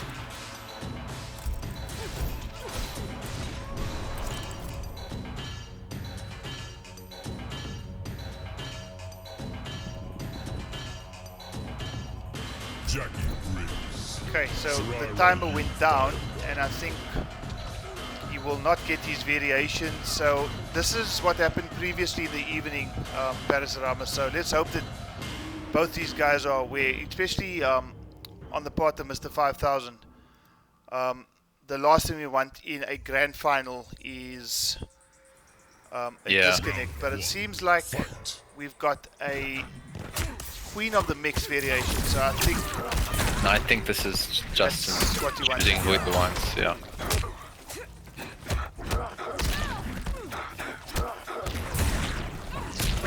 Oh, great spacing there by Mark the Shark, and... What a start though.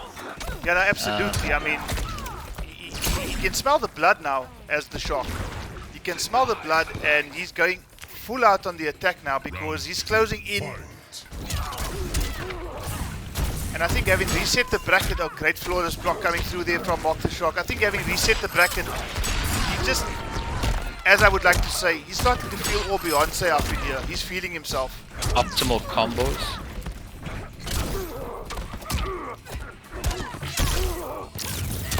And Jackie trying her own pressure. Mark contesting with that 9-frame mid. Jackie launches and gonna do some 300 damage, not bad. Both characters on fatal blow. Jackie lands the throw that will give her some pressure, but Mark the Shark just does a teleport and catches Jackie in the air and finishes it off. Mark the Shark, having come from a loser side, is now one game away from taking week 1. Let's see what's gonna happen now. I think now from the whole tournament, this is probably the most pressure besides the checkmate game that Mr. 5000 has been under in this whole tournament. This next match will determine if he loses or he can make a comeback here and still take this tournament, having been the favorite, being the first one in the grand finals earlier on. Noob Cybot. Noob Cybot with the smile variation. And again, he's got Mr. 5000 thinking, so he was contemplating the spawn, he was contemplating Kotal Khan, he eventually opted for the Jackie pick. That clearly didn't work because it almost seemed that if Mark the Shark was doing exactly what his variation name suggests, he was smiling when he saw that Jackie Briggs pick because he looked extremely comfortable in that first round. Flawless blocking, bionic bounce attempts. I mean, everything was going the way of XA92 in that first round. Second round, Mr. 5000 pulled it back a little bit. But still, I think, and I think as the character pick suggests, I don't think it was going to be a repeat of the Jackie pick. And now he's got his tournament lifeline on Spawn, the Soul Forfeit and the Charging Hell Spawn that we do know Mark the Shark plays as well. Yes, we do. So I'm sure Mark the Shark is familiar with this, but both characters, a lot of damage potential here. Especially once Spawn does the Soul Forfeit.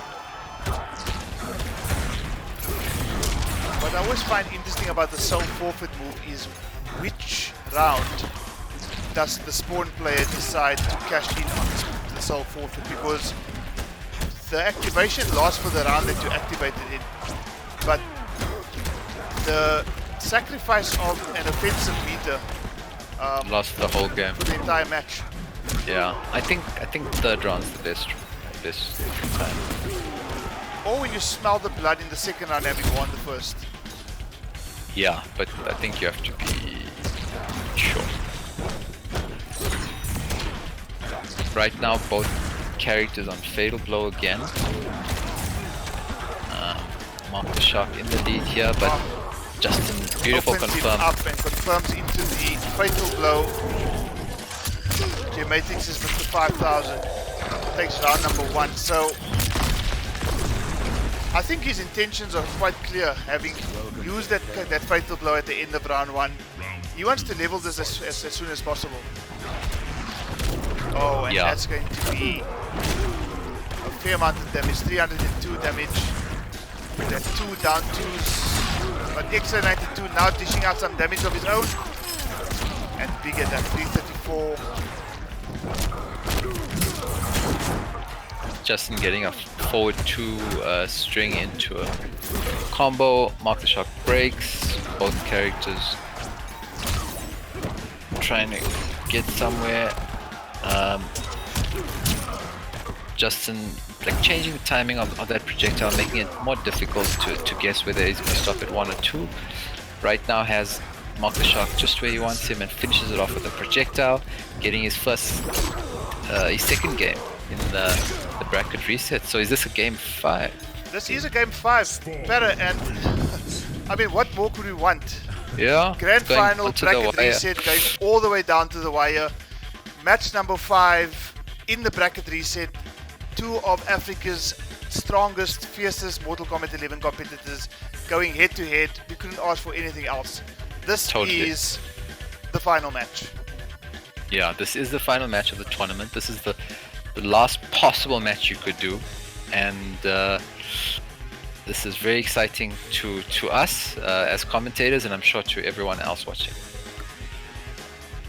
And guys, it just has to be said that none of this would have been possible without the guys at Konsole Gaming League for giving us as Africa the platform to showcase the tremendous talent that is on our continent when it comes to Mortal Kombat 11.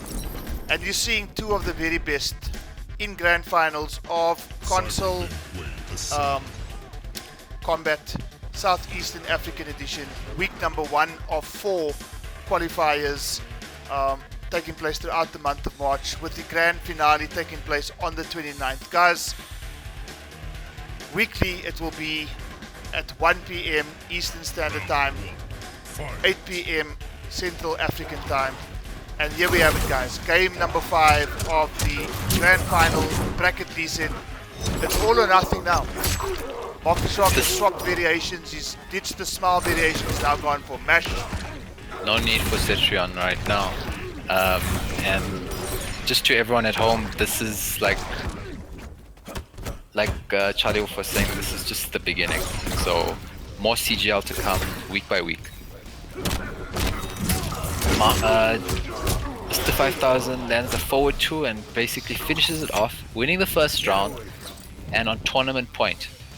Round 2, fight. The jump in landing, he's confirming it into the standing reset. Mark the Shark using this amplified slide to get some space. Things looking really good for 5000 right now. Mark the Shark trying to fight back. Both guys playing really quickly. Mark the Shark and I mean Mr. 5000 making use of these plus frames with the 1-1 and then the down on hit. It's a punish opportunity there for Mark the Shark, which he accepts. 329 damage. Oh, and the soul forfeit is activated.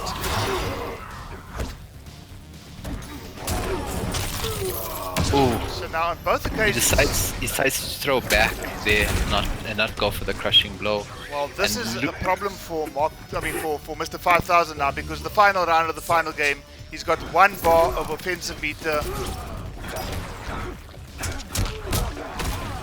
Mr. 5000. And this is the final round. Things are very exciting right now. Spawn pushes Noob Cyber to the corner and moving in and out. Mr. 5000 only has 1 bar of offensive meter, but trying to make the most of it. Does a throw in the corner, and Mark the Shark rolls out and is now pressing his own advantage. Down 1s from Mr. 5000. Looked like 5,000 down 1s there. 5,000 down 1s, 15, 50,000, you never know. Right at the end now. Mr. 5000 with no offensive options with the lack of meter, but it's trying to close in. Mark the Shark taking his time and on the edge. Mr. 5000 just trying to chip out. Again, Mark the Shark going with the fatal blow. Oh, and just like that, succumbs to the barrage of projectiles. And guys, there you have it. Mr. 5000, as Spawn decides to go and read a naughty book, Mr. 5000 is your Week 1 CGL Console Combat Southeastern African Champion, scoring the total of 350 points in the process. Well played to Mark the Shark, who took him all the way down to the wire, but Mr. 5000 ultimately keeping his composure and taking it 3-2 to be crowned your week number 1 Console Combat Southeastern African Edition champion.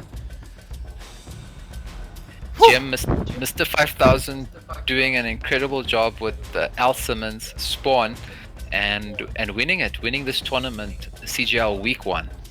Yeah. So I think this was an epic grand finals. I think going down to the wire, even right at the end, we still didn't know who was going to win right there. No, absolutely, and I don't think anybody who's watching here tonight, guys, could have asked for a more fitting grand final. I mean, a bracket reset, game number 5, round number 3, it couldn't get any closer. Yeah. And unfortunately, if you are Extra 92, so close yet so far, if you are Mr. 5000, you're thinking, wow, I did it. It was tough, but big congratulations to Gem Matrix and Mr. 5000 for a stellar performance in week number 1 of Console Combat Southeast African Edition.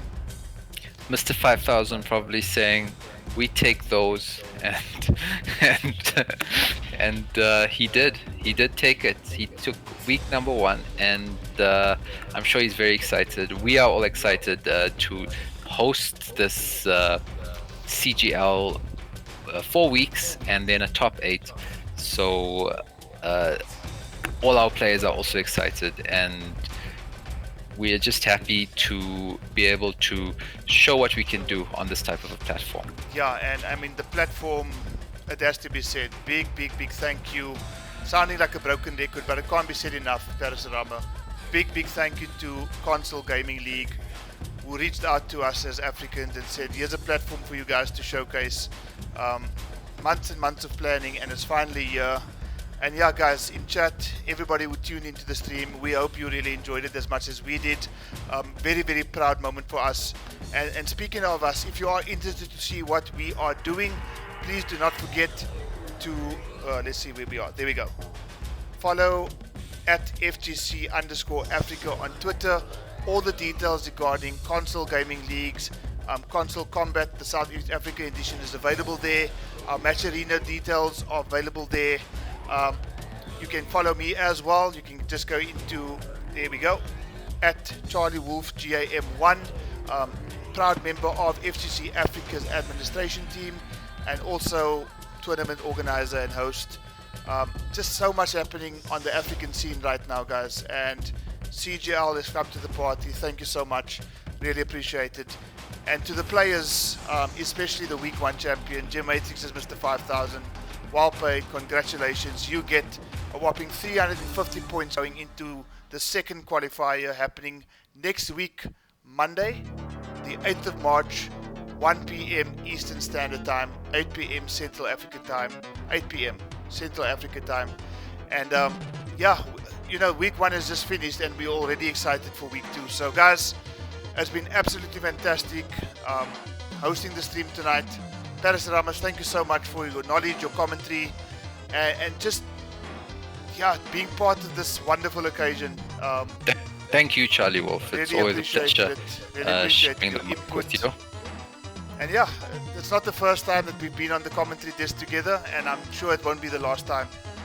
So guys, that has been Console Combat Week 1 CGL Console Combat Southeastern African Edition, week number 1 done and dusted. Week 2 happening in a week's time. Thank you so much for joining us. We'll see you next time. Take care, stay safe. Looking forward to seeing more people next week and more watchers and players as well. And I think it's only fitting that we just end off the stream with our FGC Africa Console Gaming League video. Courtesy of none other than Mr. Blino himself. That's right. Guys, thank you. Take it easy. Stay safe. See you next week.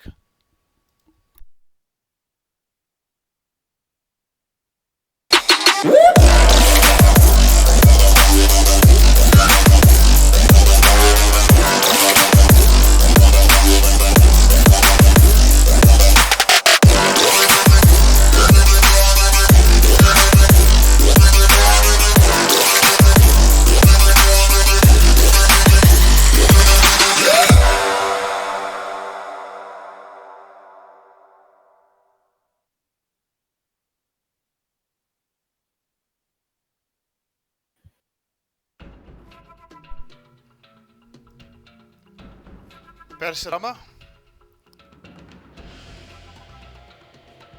we just got word that we were asked not to end the stream just yet. We're just waiting on admin to give us some instruction in terms of the way forward.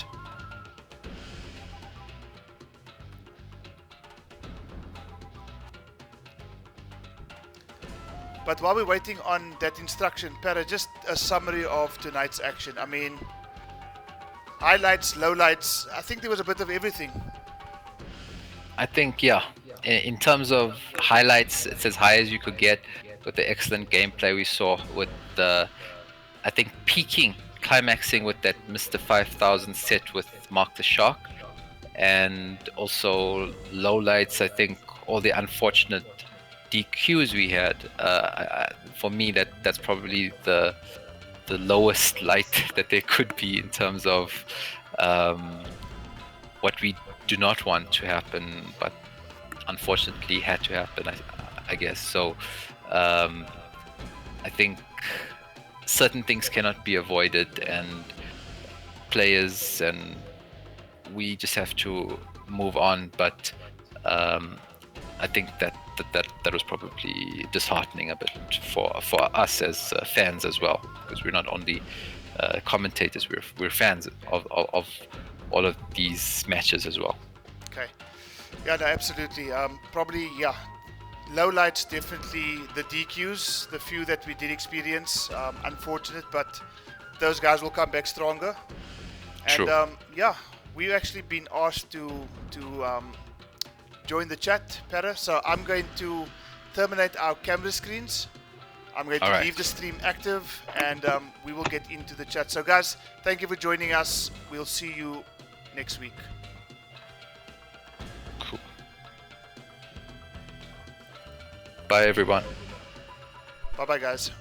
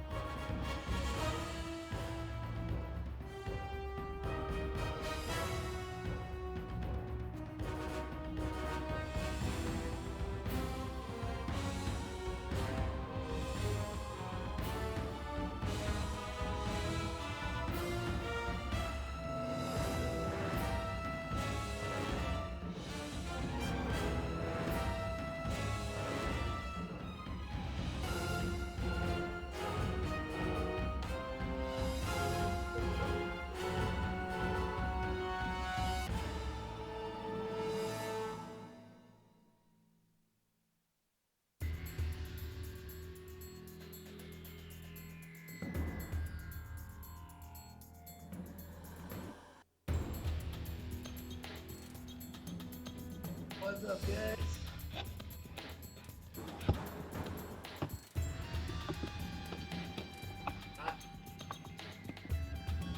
I need the crosses like for a little longer distance, but usually I'm okay without crosses.